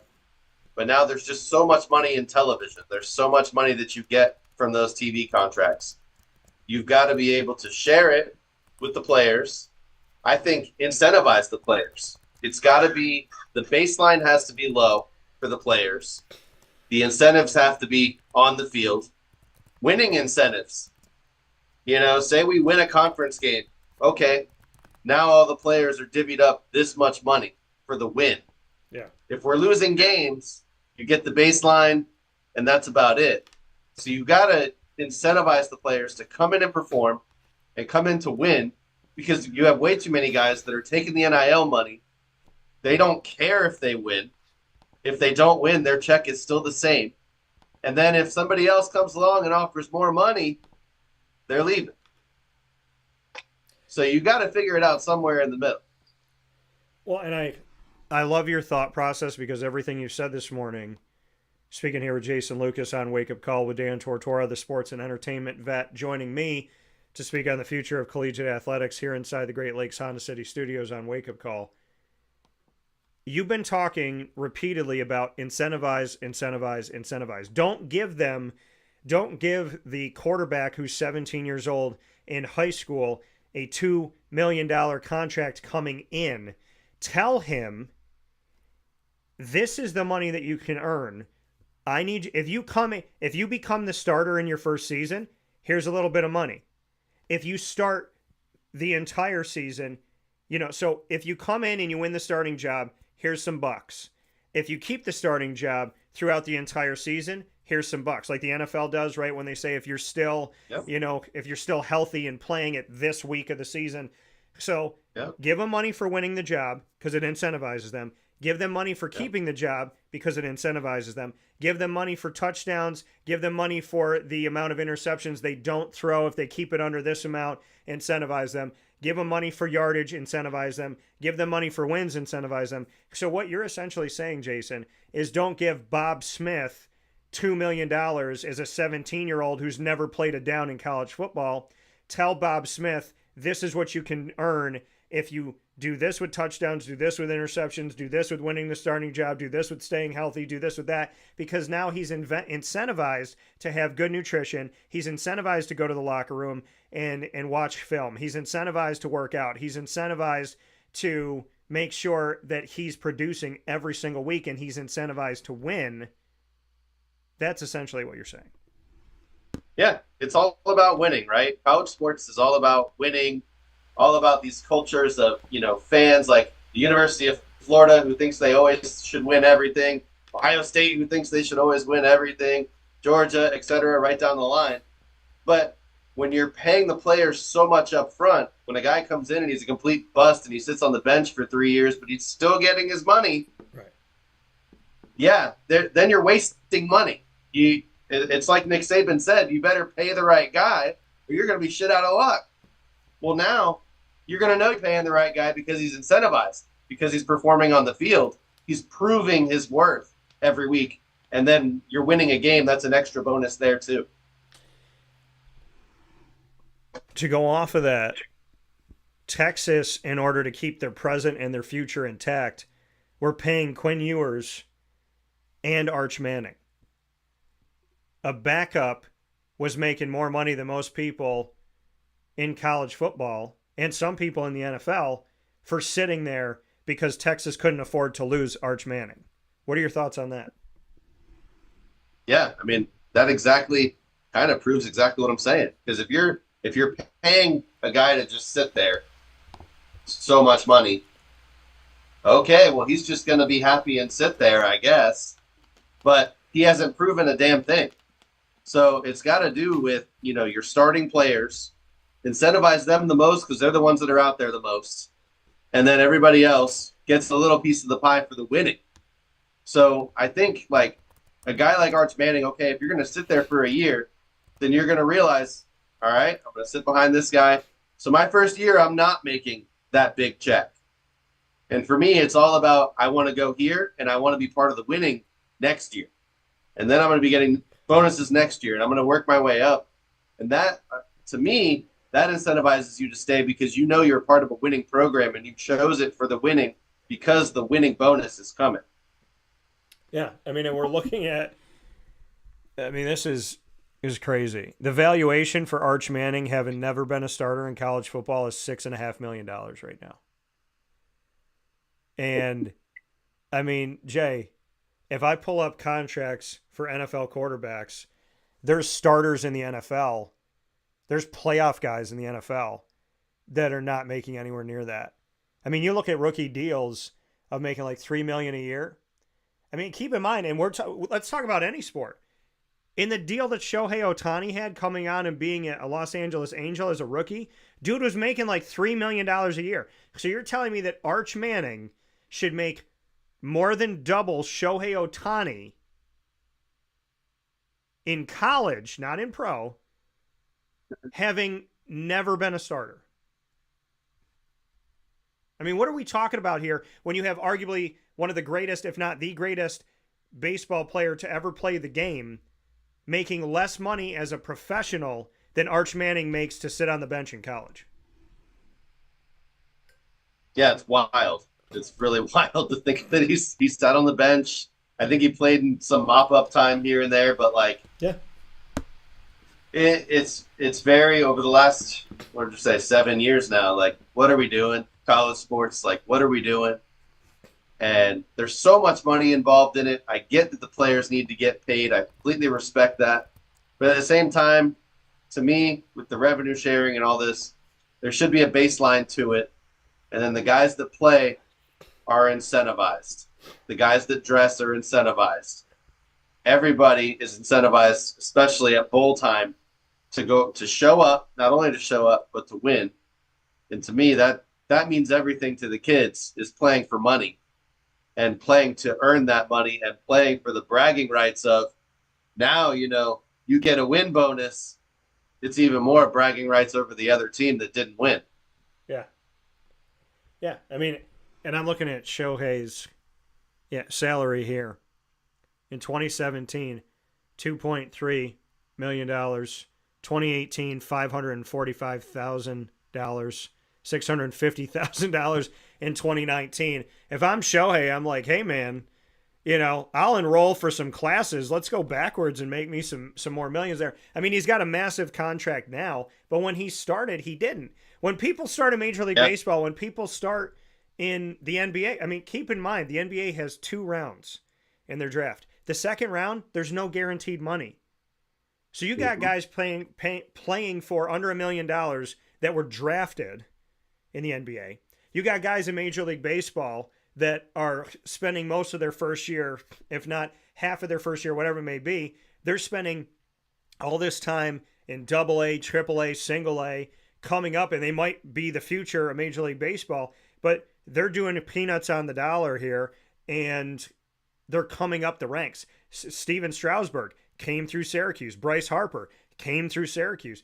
So when they were the Washington Nationals farm team for AAA, now they're the Mets farm team. So we've seen the Brett Beatties come through here. We've seen the Max Scherzers come through here and the Justin Verlanders and whatnot. So when you look at Major League Baseball having to fight your way up and not make this crazy money, look at the NFL having to fight your way in, and those rookie contracts, a lot of those rookie deals not worth a lot of money here. The NBA getting drafted and not even having guaranteed anything. And we're talking about college athletics. I mean, you talk about incentivizing, Jason, and I guess here's the thing about incentivizing. You're more so incentivized to stay in college than you are to go pro now. So, I mean, when you look at the amount of money that you can make as a collegiate student athlete that you're not going to make in Major League Baseball right away, in the NBA right away, in the NFL right away, you are incentivized to stay in college. But why would you want to stay in college if not to get an education? And who's talking about education? So, you know what I mean? It's like they incentivize you now to stay in college with the money. Yep. But now that you're incentivized by the money, how incentivized are you to be a student in student athlete? So here's my caveat. How about this? How about we say to you, collegiate student athletes, you can make money, but you have to stay for at least 3 years and achieve 75% of your degree. How about you have to come to class and you have to have a certain GPA in order to get your NIL money? How about they take all of this money stuff and all this revenue sharing and all these things to pay student athletes and say, you have to have a certain attendance record. You cannot flunk any of your classes. You have to maintain a certain GPA. You could even say, hey, you got to make the dean's list. You got to make the president's list. Why not say to these student athletes that are student before athlete, in order to get any of the money that you earn on the fields, the courts, the pools, and the tracks of life, you have to maintain your place in class attendance-wise. You have to maintain a certain GPA, and you have to stay in college, and you have to get to a certain level of your degree, a certain percentage of your degree to earn any of this money. Why not do that? Yeah, and I mean, they should be doing that anyway. I don't know why they're not doing that if they're not already. If they're not holding them accountable to get their degree, or to at least be on track to get it when you leave for the NFL, with their, a lot of them return in summers or whatever. But that's something that they should be doing anyway, because academic eligibility has always been a thing, should still be a thing. And at the very least, like you said, show up to class. You got to show up. Attendance is important. It's important in life. It's always important to be where you say you're going to be from the moment you're born until all the way to death. Say you're going to be somewhere. So when you say you're going to show up, you can't just show up to practice. You've also got to show up to every class, have 95% attendance, whatever it is, and, make that part of getting your money. Yeah. I mean, that's what I would do, because you're teaching them responsibility, and you're teaching them, well, I don't want to go to class. Okay, well, guess what? The ball stops bouncing at some point for everybody, so you're going to have a plan after this. And what better is what's happening in the current model going to be from what the NCAA was when it was just utilizing student athletes to make billions upon billions of dollars and not caring about their future, but pretending to care about their future. If you don't set these kids up to succeed and you don't give them some parameters about real life, then you're just putting more young kids in society that think they're worth millions of dollars for doing absolutely nothing, which means that when they go into the workforce, they're going to be no better than the kids that are in the workforce right now that sit there on their phone and think that something should be handed to them. And I meet a lot of good kids. When they say the future of America is going down the tubes, I disagree. There are a ton of kids that I've been around that are going to provide a good future for America and a good future for the world. There's also kids that think that they don't have to do anything and somebody will hand them money. They can thank the federal government for that during COVID, who told people to stay home. And then when they could go to work, they said, no, just stay home. So that $600 a week for doing nothing, that creates a certain sub-level of human. And now on top of that, to hand millions of dollars to student athletes and say, don't worry about getting an education and having any hope for your future. Guess what? These kids are going to make a ton of money. They're going to have no plan. They're not going to invest it, arguably. They're not going to save it, arguably. And then they're going to be 25 years old with no money, back in the same crappy neighborhood, in the same crappy situation, with nothing to show for it. Yep. We are not... They said, well, we needed to do this for student athletes because the NCAA was abusing them and using them as slaves. Well, why is the new model any different? How is the new model any different than saying, we'll pay you? Well, we weren't paying you before and we were making money off of you and we didn't care about your future. Now we're paying you, but we still don't care about your future. How is this model any different than the model we had before outside of the money? When it comes to caring about the future of these kids, what are we seeing in this model, Jason, that cares about these young men and women becoming good mothers, good fathers, good husbands, good wives, and good contributors to society? Well, you just hope that they're upholding the grades. I think the grades, showing up to class, is super important. You hope that they're upholding that above the sports. You hope that that's going to work out in their life for them. You've got to hold them accountable because everybody's going to hold them accountable. Not everybody's making the NFL, the NBA, Major League Baseball, all the sports, because, of course, everybody gets paid. It's not just football. So you've got to make sure the kids are going to class. I think that's top and number one important. Yeah. And then after that, incentivize them for what they're doing. Like you're saying, hey, incentivize them from the classroom too. Incentivize showing up. Incentivize making good grades. Incentivize then what they do on the field. That works too. Make it fun. Make it so that they're enjoying themselves, but they're also learning accountability, which is the number one thing, is, just showing up and then being your best self, putting your best foot forward, sitting in front of the class.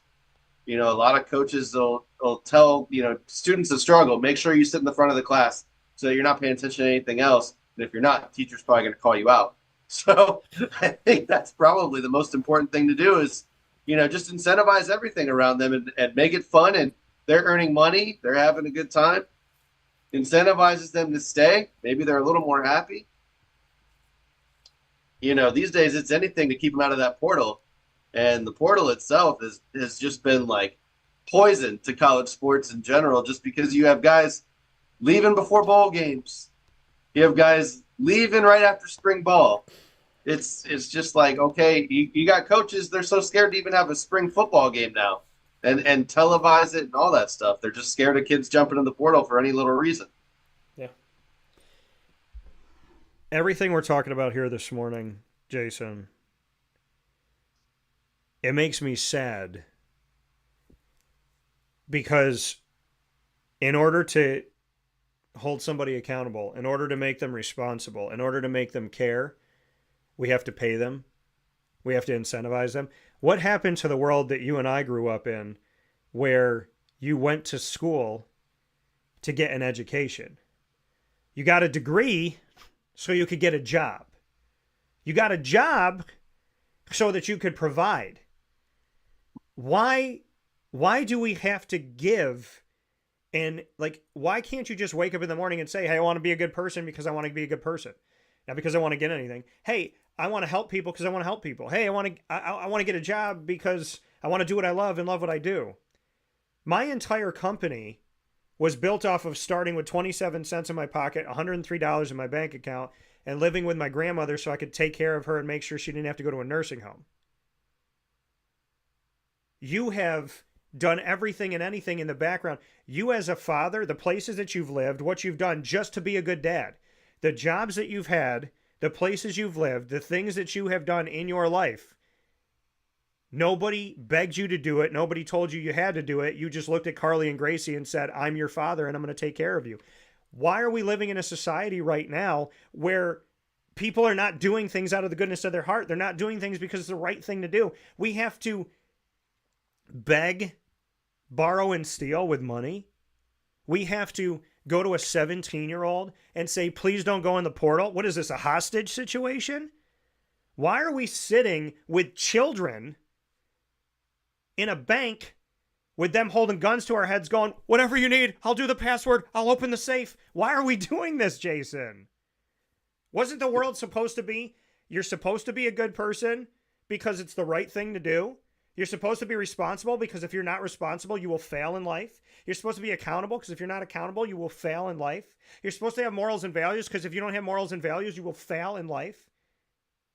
Why do we have to use money to bring all of these people out of the hostage portal to come and sit with us? And every year we have to renegotiate? Why has collegiate athletics become a hostage bank heist, is what I'm asking. I mean, I think it's just gotten to the point, it's what we were scared of when we first started talking about the transfer portal opening and then NIL and all of it right around COVID when we started talking about all this stuff in 2020. We knew it was a dangerous door to open. Yeah. And now, since the door has opened, nothing has gone back. We talked about, okay, they're doing open transfer. Obviously, during COVID, you need that. People need to be near their family, whatever. And you would ask me, do you ever think it'll go back? And I'm pretty sure I said no, because when you look at anything, nothing has gone backwards. Everything has gone constantly this way toward more money, more freedom in the transfer portal. More freedom for everybody to be moving all the time. Yeah. And that's just the way it's gone. We knew it was a dangerous door to open. That's the conversation we had, was just about, how it poisons the locker room. I can tell you just a specific instance last year where UCF was playing Cincinnati. And one thing I remember from the 2017 UCF team, the quarterbacks all sat in one spot. They all sat in the same place. Well, I was looking on the sideline, and I'm like, you got QB1 is over here talking to the coach. QB2 is all the way over here. QB3 is over here. There's not like the we and the us and the we're a team anymore. It's all about me and how much I can get on the field and how much money I can get for it. And that's kind of all, things that we were afraid of, things that we warned about. Mm-hmm. And that's just where we are. So you're going to see more coaches like Nick Saban stepping out saying, I can't do this anymore. They're not here to get good coaching. They're here for the money. And that's, another example is Gus Malzahn just was like, I'm going to take an offensive coordinator job. I can't even be a head coach anymore. Well, and I think a lot of them stepping down. Yeah. And, Dabo Sweeney using the portal a little bit, but still wanting to take care of high school student athletes and prep school student athletes. Jason, I said this before the break. This all happened during COVID. Now, they said it was a hoax. They said that Trump was out of his mind when he said that this was started in a lab. And allegedly, what did they find out about COVID-19? It was started in a lab. This was a created, manufactured virus, I think for population control, if I want to be honest. And comedians have been long joking about population control and warning people about population control. And they say there's always a little bit of truth in every joke. And when you look at how everything went down, 2020 happens. Mark Emmert, the president of the NCAA at the time, says he has no control over college football during the pandemic, which means that he had no right to ever put down any law in college football, which makes me question if it's NCAA Division 1, 2, and 3 and Division 1A and 1AA, why, if it's NCAA football, but the NCAA has no control over football, what the hell does that mean? Why are you taking a paycheck? Who do they answer to? And he essentially said, I cannot tell a conference that they have to play or they don't have to play. I can't tell a school that they have to play or they don't have to play during the pandemic. So then I'm thinking to myself, if you can't tell the conference and the school's below the conference and the coaches and the student athletes are below the school in this hierarchy, then how can you punish a student athlete or a coach, and how can you fine them, and how can you suspend them? If you can't keep the conference that they play under and the school that they play for out of it, then if you suspend me or you fine me, I'm not paying that fine, and I'm not paying that. I'm not going to serve the suspension because you just said you have no rights to college football. So if I'm a college football student athlete or I'm a college football coach, thank you for what you just said. I'll make sure I bring that to court with me. So that happened. And then California, and I said this before the break, and I'll say this plenty of times, if you want to know the state of California's good decision making, look at a state on fire right now. California is a joke. Now, I like San Diego, which is at the bottom. And I can't speak for the other outskirts of California. But we know that Hollywood is not a place that you want to be if you like God. And Los Angeles, they've had a great track record of having a bunch of success, Jason, right? There's nobody wearing ski masks and setting things on fire in the history of LA. So for a state that has been bankrupt numerous times, decided to build a stadium when they didn't even know where the water was going to come from, has allegedly almost run out of water or run out of water, who didn't listen to trying to pass laws to open up certain water sources, and so those sources weren't available the last time they had all these wildfires and all these neighborhoods were burning down. Cut to, that was the first state to approve NIL.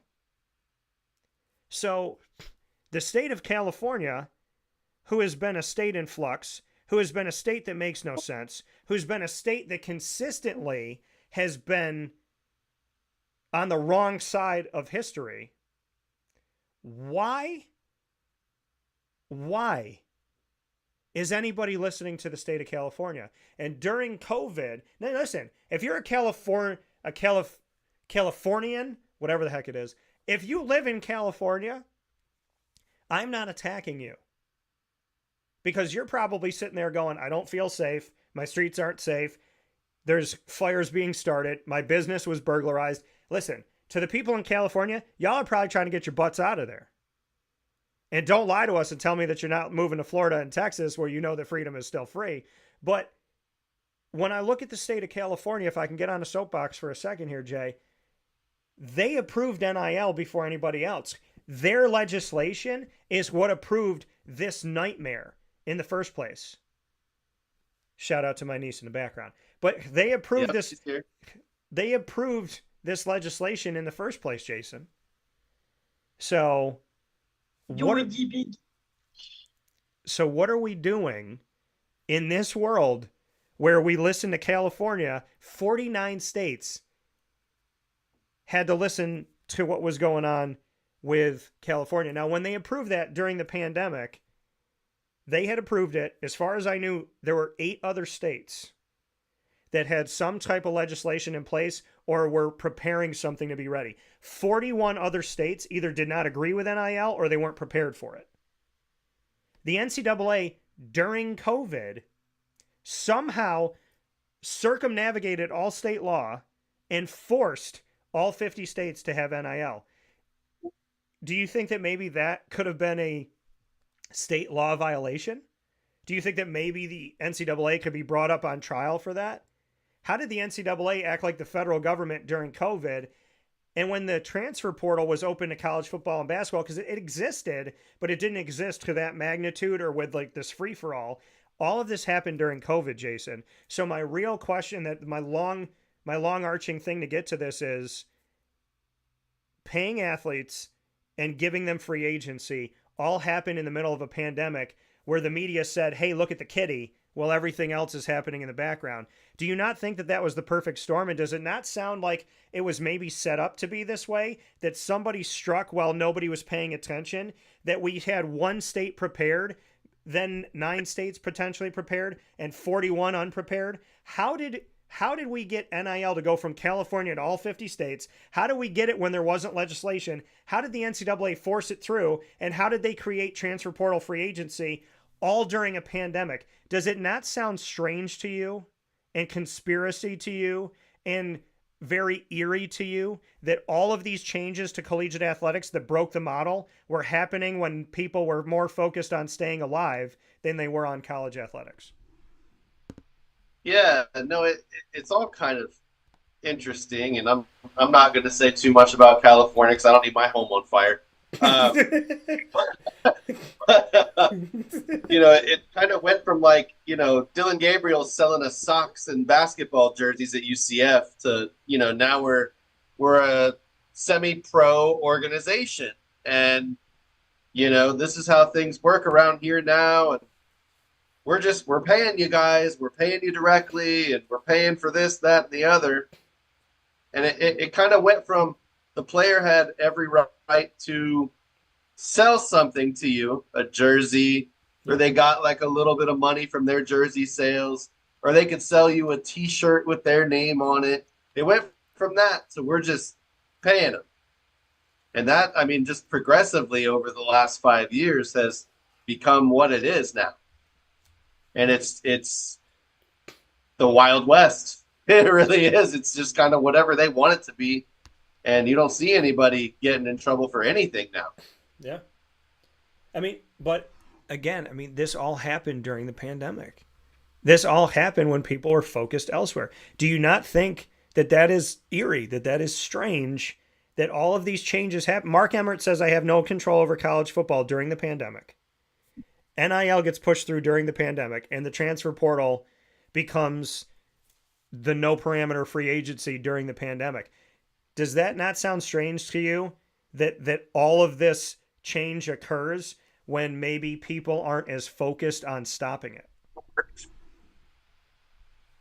Yeah, no, I don't think anybody, I think college sports had gotten to a point where the schools are getting so much money, and it had been years of, we ought to be paying the players. Like, why is there such a penalty for handing a guy a $50 bill or whatever they were doing, like alumni, whatever under the table money that they were getting before? Yeah. Because obviously it was already happening. And I think the only thing that they really wanted to happen was to start paying them. Hi, Carly. Hey, Carly. Was just to start paying them and not get in trouble for it. And I think that's what it's been all about, from the beginning, is to, not be in trouble with the NCAA anymore. And now he said he had no control. They were like, perfect. It was, they struck while the iron was hot for sure. Well, and I've had people talk with me within the college world about wanting a commissioner. And essentially, that's what we're looking at here, Jay. I'm going to break it down here because I talked about it before you came on. So just to give people some brass tacks of this thing, this House settlement is not the House of Representatives. It is Grant House. He was a former Arizona State swimmer, and he sued the NCAA as well as the autonomy group, which is the Big 12, the Big 10, the Pac-12, even though they don't exist, but they kind of exist, and the ACC and the SEC. He sued them. The lawsuit and two others were combined together, and it wound up with this settlement here of what we're looking at. Now, keep in mind, now that schools can pay student athletes for name, image, and likeness, there are nearly 200,000 student athletes and 350 schools in Division I. There's more than that. I mean, I think there's 364 men's Division I basketball schools. There's 500,000 at least student athletes in all of the NCAA, 500,000, and over 1,100 schools when we're looking at this money. In year one, each school can share up to about $20.5 million with their student athletes, a number that represents 22% of their revenue from things like media rights, ticket sales, and sponsorships. And I believe it was a caveat to this settlement that the autonomy group of the Pac-12, the Big 12, the Big 10, the ACC, and the SEC all had to agree to this in order for it to go through. So none of those 5 conferences could say no. Now, other conferences allegedly can say no. When I spoke with the Northeast Conference, the NEC, that not every conference has to opt in. So what does this mean going from here? Now, the NCAA, will the $20.5 million cover all the costs for athletes? It says probably not, but under terms of the settlement, you can still have third parties allowed to cut deals with players. So you could still have the workaround with the collectives and individual contracts. Now, the question is, are there any rules to this? The defendant conferences, the ACC, the Big 10, the Big 12, the SEC, and the Pac-12, are looking at creating an enforcement arm that will take over for the NCAA. What did I say 7 years ago? The NCAA would either be drastically different or they would not exist at all. Well, guess what? Yeah. Now the autonomy group, what'd you say? That they were going away. Right. Yeah. And now the autonomy group, which essentially means self-governing, which I said, why would they pick that legislative term and put it in? See, people, power is something created by the media. That's a term created by other people, not me, that are trying to cover collegiate athletics. Autonomy is the legal term. Autonomy means legal, or autonomy means self-governing. When I sat with John Swafford, the former ACC commissioner, I asked him about that.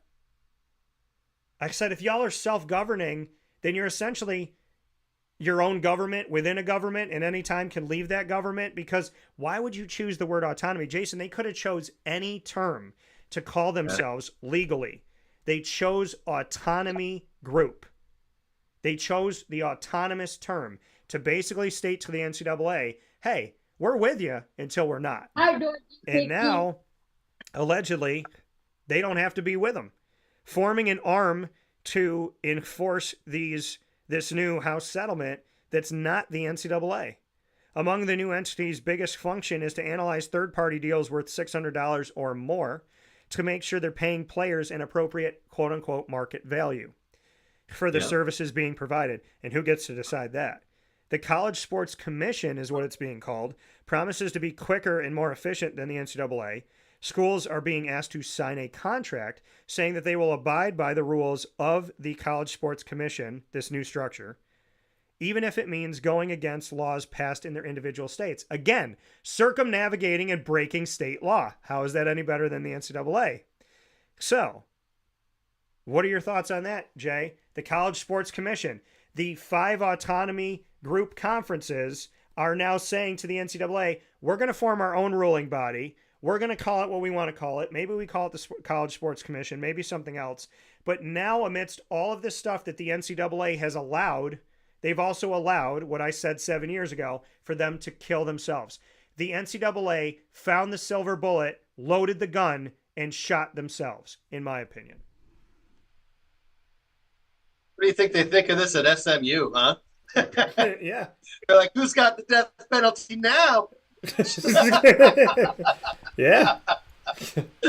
Oh, man. Yep. We said it was a dangerous door to open. And once it opened, nothing has gone back. Everything has progressed. Everything's gotten, I don't even know what I'm showing up to watch. I'm going to go to some UCF games this fall. I have no idea what I'm showing up to watch. Thank goodness we went over the transfer portal, so I'll know some of the names. But Yeah, we're going to see how it goes. I mean, it's just the Wild West now. And, there is no commitment. There is no, you have to stay for this long. yeah. So all I can tell college football fans out there is don't fall in love with any of the players. Be excited for your school when they do good. Be sad when they do bad. But I don't even know what to say the changes need to be at this point. Like, they just keep doing their own thing, and eventually it's going to be the SEC and the Big Ten breaking off too, which we've said a million times. But I think that's a couple of years down the road. Yeah, which I said 3 or 4 years ago about that. Now, a key component of the settlement is the $2.7 billion in back pay going to athletes who competed between 2016 and 2024 and were either fully or partially shut out from those payments under previous NCAA rules. Here's my thing, Jay. Back pay is great, but what about everybody that played before 2015? That's insane. Like why are we paying 2016 to 2024? Who made that rule that we're going back to 2016, but we're not going farther back? Man, and all this, we just wanted to have our college sports video game back. We just wanted our college football 25. Yeah, there was a kicker that just wanted to have a YouTube channel. Started. We literally wanted EA Sports that's in the game. We wanted to keep the NCAA football game, and there was one kicker who wanted to have a YouTube channel. Over these two minimal things, the NCAA shot themselves in the heart. All right. Well, you just mentioned Donald Delahaye, the kicker who wanted to have a YouTube channel.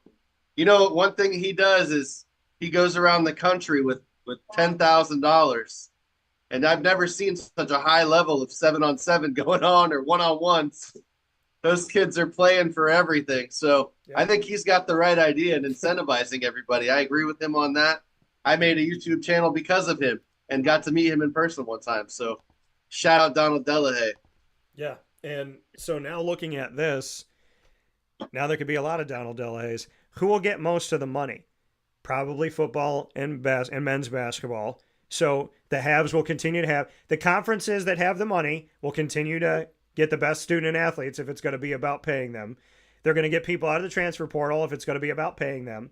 And men's basketball and football, where the focus has always been, is going to be the same. So nothing's changed except for, bankruptcy potentially with schools and conferences involved. Now, when we look at the Olympic sports, here's the issue. There's also going to be roster limits, Jay. So the settlement calls for roster limits that will reduce the number of players on all teams while making all of those players, not just a portion, eligible for full scholarship. So it's good that everybody can get a full scholarship, but now we might be taking opportunities away from kids who now, if there's going to be a roster limit and we're going to condense these rosters, if a school or a conference goes into this deal and agrees to the settlement and agrees to being a part of it, now all of a sudden you're going to lose scholarships. When you lose those scholarships, those kids can't afford to come and play at your, or they can't come to your school and afford the tuition. So now the school is going to lose money. And if the school loses money on the tuition side of things, because of the roster limits, now they don't have the money to pay the student athletes. So again, a cyclical model that's going to be basically a hand that is in the wind that's going to come around and slap your own self in the face. And what's getting hurt? Olympic sports. Who cares about Olympic sports when it comes down to the brass tacks of all this stuff? They don't when they make these decisions. So again, men's basketball, football, protected. They've always been. Olympic sports, unprotected. They've never been protected. Now, this is going to affect Olympic sports whose scholarships cost as much as that of a football player, but they don't produce the revenue. So this is another issue. So here's the last thing I want to mention. The new enforcement arm seems ripe for litigation. There are also the issues of collective bargaining and whether athletes should flat out be considered employees, a notion the NCAA and schools are generally not interested in, despite Tennessee athletic director and former athletic director of UCF, Danny White, suggesting that collective bargaining is a potential solution for a lot of headaches. NCAA president currently, Charlie Baker, has been pushing Congress for a limited antitrust exemption that would protect college sports from another series of lawsuits, but so far nothing has emerged. So the NCAA can continue to get sued. But here's the thing, Jay. If all this money is being allocated to student athletes and you're paying them directly, they are now employees. So what student athletes don't understand and what Grant House doesn't understand, if you're an employee and you're being paid and you don't do what you're supposed to do, what can you get, Jason? Fired. You're fired. Yeah. What are thoughts on that? The fact that I can tell my quarterback that's getting $2 million in week 3, you suck. You didn't give me what I was promised. And now I'm going to take your scholarship. I'm going to take your money. I'm going to send you home at 18 years old. Now your life was different for 3 weeks. And now you're back at home. So with all this stuff going on in collective bargaining and all this stuff, why can't I fire you? If there's no amateurism, why can't I take a player on my team who's a problem in my locker room, who's causing a disruption, who's being individualistic, who's not doing what he's supposed to do, who's not going to class, who's not taking care of their homework? Why can't I fire these people? Why can't I say to my quarterback in week 4, I'm taking your scholarship, I'm taking your room and board, I'm taking your tuition, and I'm taking everything you have. I am taking your scholarship, your room and board, your pay, and I'm sending you home. I think we're already seeing it happen. I think a lot of those guys that, after that 4th game, they sit out the 5th game. UCF saw it last year with Xavier Townsend did it. I think there's a lot of that going on already where they're kind of like, whether it's I'm firing myself or they're firing me and they're getting rid of me. Yeah. I think you see a lot of players like scared to play that 5th game because they don't want to mess with their eligibility.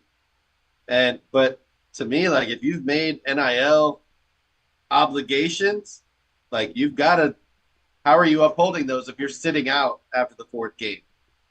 So it's just becoming even crazier.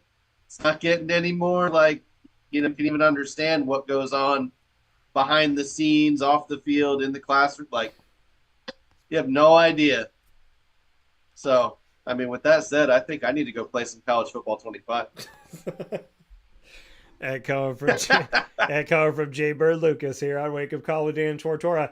We'll continue the conversation, but as I've said to Jason for years, the more we talk about it, the less we understand.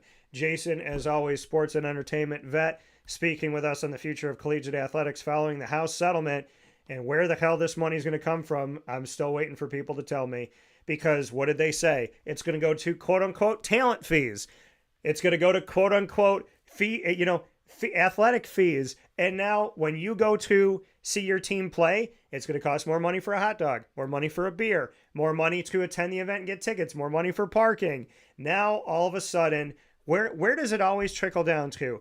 It always falls downhill to the consumer, and it always goes to the people that make it what it is. Because if y'all don't show up to the games and y'all don't buy the jerseys and y'all don't go and be a part of this and get the beers and the drinks and all this stuff, then there is no college. So again, the student athletes and the coaches bring something for you to see. So they got to be there for you to be there. But if they're not performing and you don't show up, then the colleges and universities fold. And the colleges and universities that could fold without you now want to charge you more to come to their games. Ain't that a B? Jason, the model's broken. It just got broke more. I'm not saying student athletes shouldn't make something. And I'm not saying the NCAA isn't crooked. I'm just saying, at the end of the day, you and I shouldn't have to pay for it. As always, I appreciate you, brother, and I look forward to talking with you soon. Love you, bro. Take it easy. Love you too, bro. Go swim with the kids now. Yeah, on my way. All right, take care. That comment from Jason Lucas one more time here on Wake Up Call with Dan Tortora, where sports meets life. We'll take our final step aside, and we will wrap things up inside the Great Lakes Honda City Studios on Wake Up Call right after this.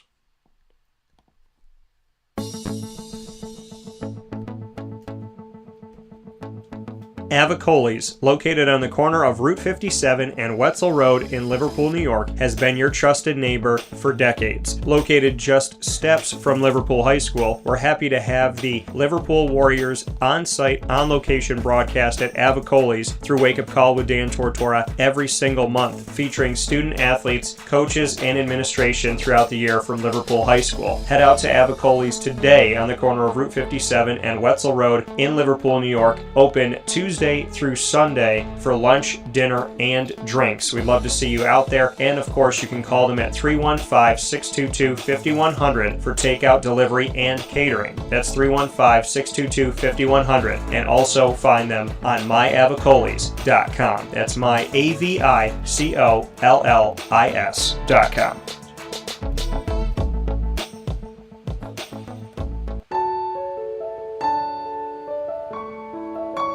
Having peace of mind when you're out of town that your furry-loving friend is safe and sound means taking them to Canine Campground, because we all know that when it comes to the love of our pets, it goes well beyond the call of duty to make sure they're safe and sound. Right, Lily? So take a ride to 242 Johnson Street in East Syracuse, New York, and see Canine Campground and where your dog will be staying, in the classic cabin, the executive cabin, the grand cabin, or of course the luxury cabin, because if you know Lily, you know she loves luxury. Now you don't have to wait to the last minute to find a family member or a friend that'll take your dog for a few days. Call Canine Campground at 315-299-4013. That's 315-299-4013. Their drop-off and pickup times are Monday through Sunday. Check K9campground.com for more information. That's the letter K, the number 9, and campground spelled with a K.com. K9campground.com. When you're going out of town, bring your dog to Canine Campground.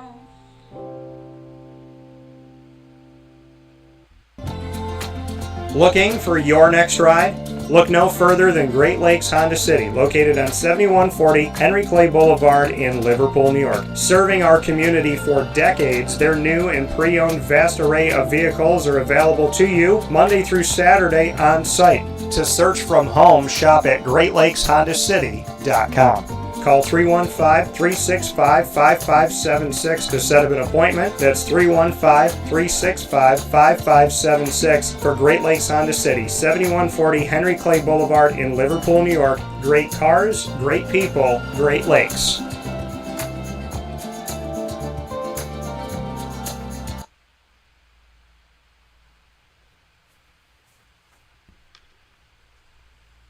Carvel DeWitt, it's what happy tastes like. Do you know why? Because we make ice cream. Creamy, rich, flavorful ice cream. Not yogurt or iced milk like some of our competitors. Ice cream.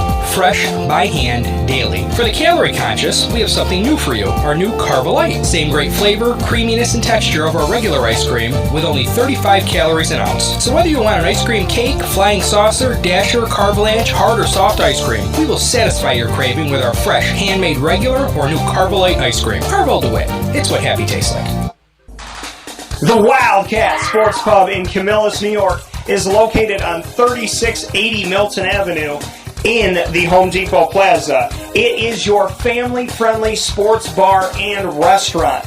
Folks, some sports bars aren't family-friendly. Some family-friendly restaurants are not sports bars. The Wildcat Sports Pub in Camillus, New York is proud to be both. It is that marriage that you've been looking for years. The Wildcat Sports Pub is your home base for your sports bar and restaurant needs, games for the kids, indoor and outdoor activities, and enough things on the menu to come back every single week and get to try something new. They're open Sundays from noon to 8 p.m., Monday through Wednesday 11 a.m. to 11 p.m., and Thursday through Saturday from 11 a.m. to midnight. For reservations and party information, call 315-487-2222 for the Wildcat family-friendly sports pub and restaurant.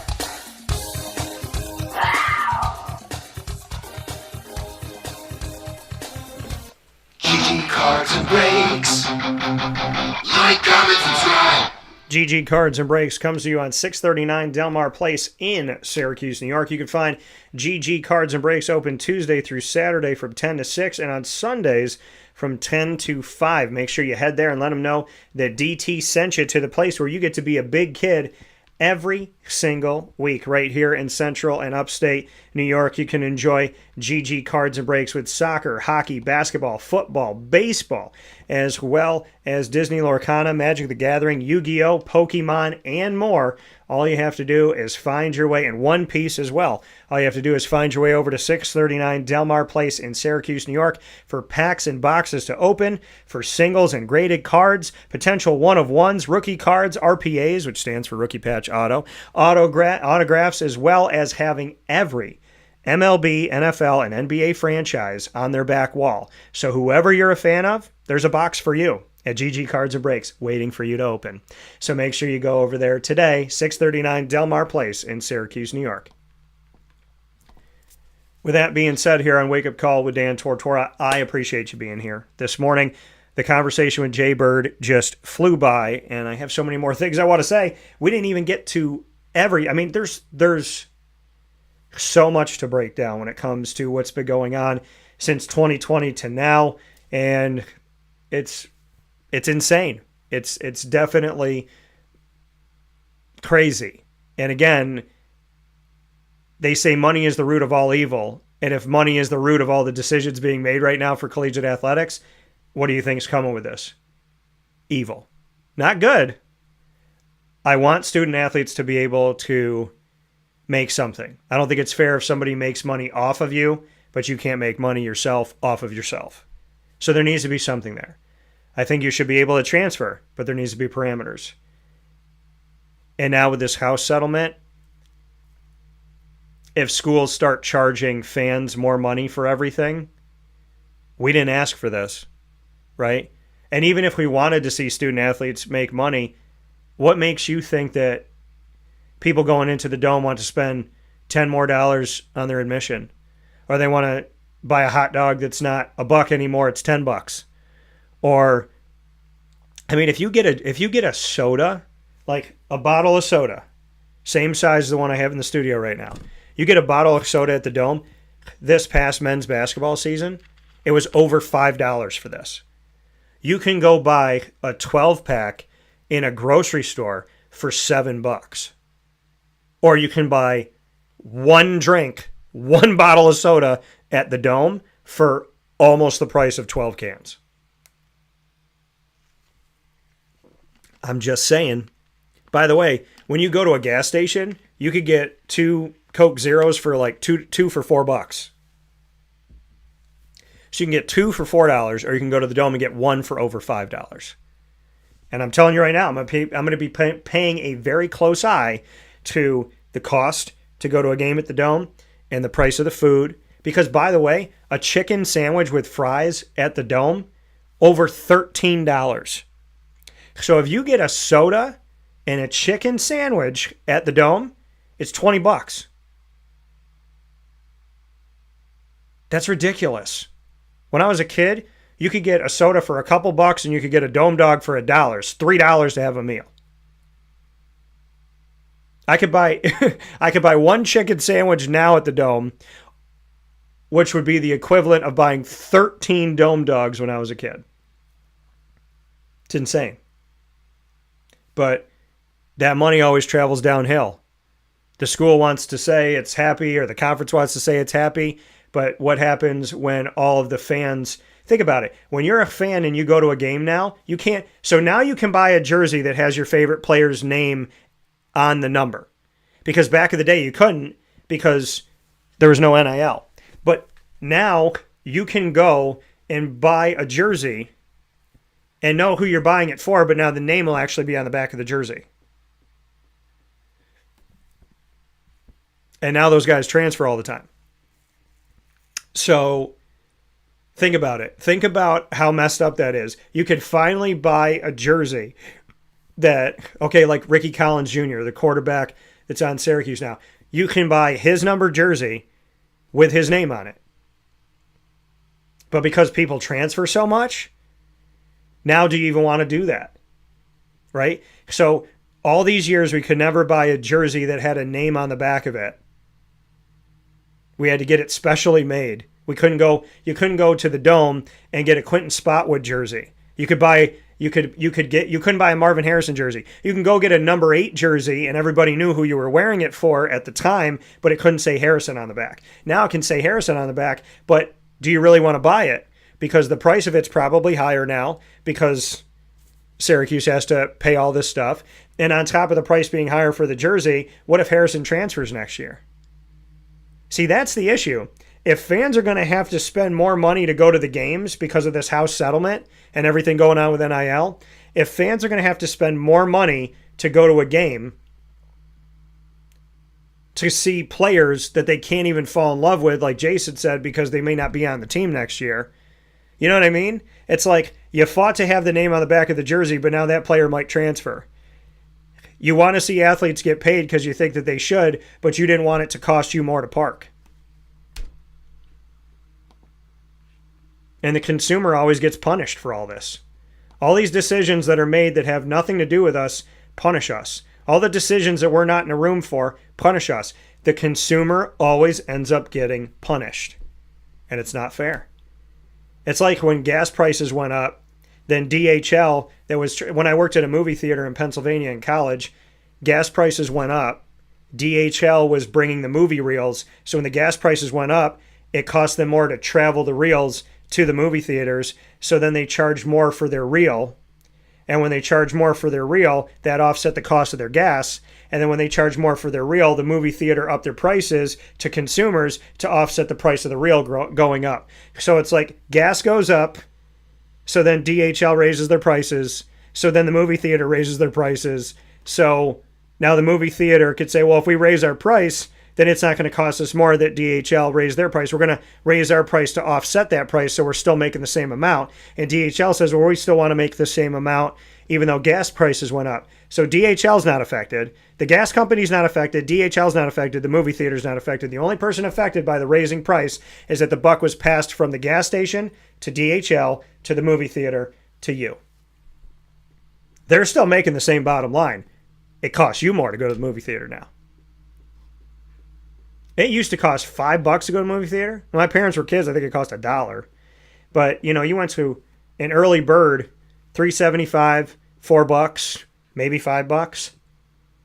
Now you go to a movie, you're paying the price. If you go to see a movie in its first 2 weeks of release, and it's one of the top movies in the big theater with the special sound and picture, you're spending $17.75, I think, at Movie Tavern in Camillus, which is the price of buying the DVD. It's actually more, because Walmart used to do a thing the first week that the DVD came out was $14. So you're going to see a movie in a theater for more than it costs to own the movie for the rest of your life. That's crazy. But why? Because when the price went up for one business, they handed it to another, and then they gave it to you. And why do you think that's going to be any different here? House settlement, autonomy group, includes the ACC. So house settlement goes to the ACC, goes to Syracuse, goes to you. And don't be surprised if it costs more for you to go to the games now. And don't be surprised if it costs more for merchandise. And it costs more for drinks. And it costs more for food. And it costs more for parking. Because you think Syracuse is going to lose money with this house settlement? No. They're going to make you lose money. Same thing at North Carolina. Same thing at Baylor. Tennessee said before the house settlement even came to be that they were going to start charging quote-unquote talent fees. So they were going to add that to the price of your ticket. So to go to a Tennessee football game, let's say a ticket was $50. Now it was going to have a talent fee on it. So now maybe it's $55. Now maybe it's $60. And that talent fee was going to go to help pay the student athletes. So Tennessee already told you they were going to charge you more as a consumer to see their student athletes play, and they were going to give you the bill to pay for their student athletes. It's just passing the buck, and it always rolls downhill to the consumer, which is completely unfair. It should not cost you $100 to go to a college football game and sit where you can touch the top of the stadium. Now maybe it's going to cost you 120. You know? That's the thing, is if it's all about the money, if money is the root of all evil, then you're essentially saying that all these moves that are being made for money are being connected to an evil side of things. We got to call real what real is. And I'm not saying student athletes shouldn't make something. And I'm not saying there shouldn't be some model in place. I'm saying a model like this is going to implode because this entire model is based on the consumer continuing to buy. It's based on tuition going up and families that don't have student athletes that are paying full price for tuition to continue to go to the school. If the school has to keep making money, they're going to pass it on to you, the consumer. They're going to pass it on to the students for tuition. And they might start asking their communities for help. I mean, that's the thing, man. And they're going to ask their donors. So don't think that these decisions don't affect you. That's why you got to get smart. I mean, think about it. When you are in a district of a high school, they send you the letters in the mail that you can vote on the things they're trying to pass. When they're trying to build a new this and build a new that, renovate this, and they give you the school budget and you're living in that community, if that school budget passes, all of a sudden your taxes go up. Why do you think that's any different with what's happening with NIL and this house settlement? Where you're living and who you love and what you love to go watch could be raising its prices, just like a school budget would do. Because the heck they want to pay for it, they want you to pay for it. And how can a system that constantly is asking for more and more and more and more money survive if any of the places that they're asking money for decide to stop paying or simply can't afford it? I'm all for the house settlement if Syracuse University and North Carolina Chapel Hill and Duke and Ohio State and Penn State cover all the costs. The moment they give it to their community, the moment they give it to students that are not student athletes and raising their tuition, raising their room and board, and the moment that they give it to you, the fan, that to me is wrong. If they want to approve this and they want to afford it themselves as an institution, go for it. But I, by no way, shape, or form, want to pay for Syracuse University to up their costs with this house settlement. Take care of it yourself. And if you can't take care of it, well, then we shouldn't assign this thing. That's how I look at it. Credit card is not free money. You got to pay for it eventually. And if you don't pay for it over a certain amount of time in the right way, you're going to pay all this interest. Okay? And I feel like what's happening right now with colleges and conferences is they are getting a credit card and putting all of this on a credit card, hoping that one day they can pay it off. But for right now, it's free money. I don't know where the hell they're going to print this money. And $20.5 million for each institution. And when we talk about the conferences, if it's just the autonomy conferences, you got 16 in the ACC, or you got 18 in the ACC, you got 16 in the SEC, so that's 34. Then in the Big Ten, you have 18, so that's 52. Then in the Big 12, you got what now? 16 at least. So that's 68. And then whatever the pack ends up being. So you got about 80 schools that are going to have to figure this out at least. They better have the money. That's all I'm saying. With that being said, I appreciate you watching and listening to Wake Up Call with Dan Tortora, where sports meets life, on youtube.com/wakeupcalldt and facebook.com/wakeupcalldt, as well as on wakeupcalldt.com, our live wakeupcalldt.podbean.com, our live internet streaming radio. You can get all of these channels by going to wakeupcalldt.com's homepage, Monday through Friday from 9 a.m. to 11 a.m. Eastern Time. We thank you for being with us on Amazon Music, Audible, iHeartRadio, iTunes, and Apple Podcasts, Player FM, Podbean, Podchaser.com, Podvine, Spotify, TuneIn, and YouTube. All you have to do is search Wake Up Call with Dan Tortora, or one word, Wake Up Call DT. Big time thanks to Brooklyn Pickle down in Southern Pines. We do a thing here on the show called In a New York Minute, where I take inspirational wisdom, knowledge, things that I've learned over the years, and share those inspiring words with you to help you on your day, to meet you wherever you're at. Proudly presented by Brooklyn Pickle down in Southern Pines on 1788 Old Morganton Road in Southern Pines, North Carolina. So we appreciate you watching and listening to In a New York Minute, and we appreciate you going down to Brooklyn Pickle in Southern Pines as well. Visit all of our partners here in Central and Upstate New York by going to Great Lakes Honda City, Carvel DeWitt, the Wildcat Sports Pub, GG Cards and Breaks, Ma and Pa's, the snack capital of the world, Avicoli's, Servomation, Mother's Cupboard, Chick-fil-A Cicero, Canine Camp Dog Daycare, Pizza Man, and Brian's Landing. You can go to Mother's Cupboard and get my exclusive breakfast sandwich 7 days a week at 3709 James Street in Syracuse, New York. All you have to do is ask for the Cuse McMother, bacon, egg, and cheese inside of 2 pieces of French toast. Cut it up and eat it like a sandwich, or pardon me, cut it up and have it with some syrup. Pick it up and eat it like a sandwich, and you can get that 6 a.m. to 1:30 p.m. daily.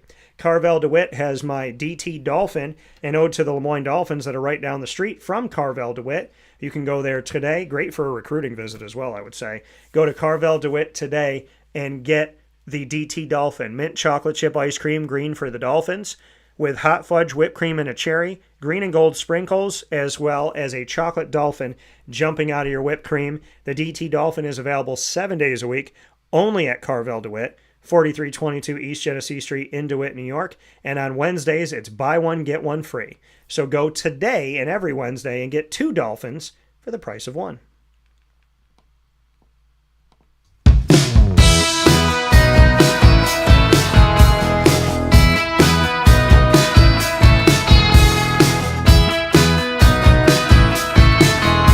The Moyne College Dolphins are exclusive multimedia marketing partners with Wake Up Call with Dan Tortora. Find your Dolphins every single Wednesday during Dolphin time, like today at 9 a.m. Eastern Time. I want to thank Thomas Berry and all the student athletes, coaches, administration, future Dolphins, and alumni that have joined us over 4 years and counting. You'll find it all by going to youtube.com/wakeupcalldt. Click subscribe, hit the notification bell, and find the Lemoyne playlist. You'll also find the Dolphins on wakeupcalldt.com and underneath the exclusive partners tab. For more information, on the homepage of wakeupcalldt.com, I should say, and underneath the exclusive partners tab. For more information, go to LeMoyneDolphins.com and fins up.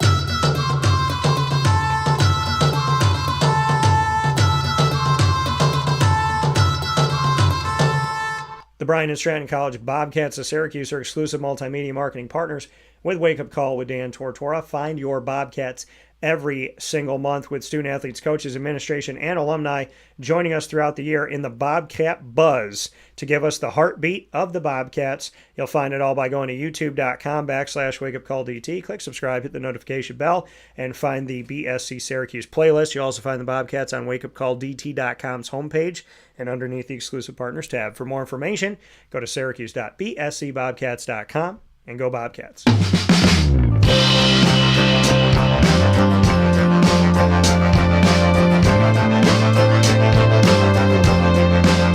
The Binghamton University Bearcats are exclusive multimedia marketing partners with Wake Up Call with Dan Tortora. Find the Bearcats every single Tuesday at 10 a.m. Eastern Time during Bearcat Time. You'll find your Bearcats right here with us with student athletes, coaches, administration, and alumni joining the broadcast. You can find all of our content with Binghamton by going to youtube.com/wakeupcalldt. Click subscribe, hit the notification bell, and find our Binghamton playlist. The Bearcats are also on wakeupcalldt.com's homepage and underneath the exclusive partners tab. For more information, go to binghamtonbearcats.com and go Bearcats.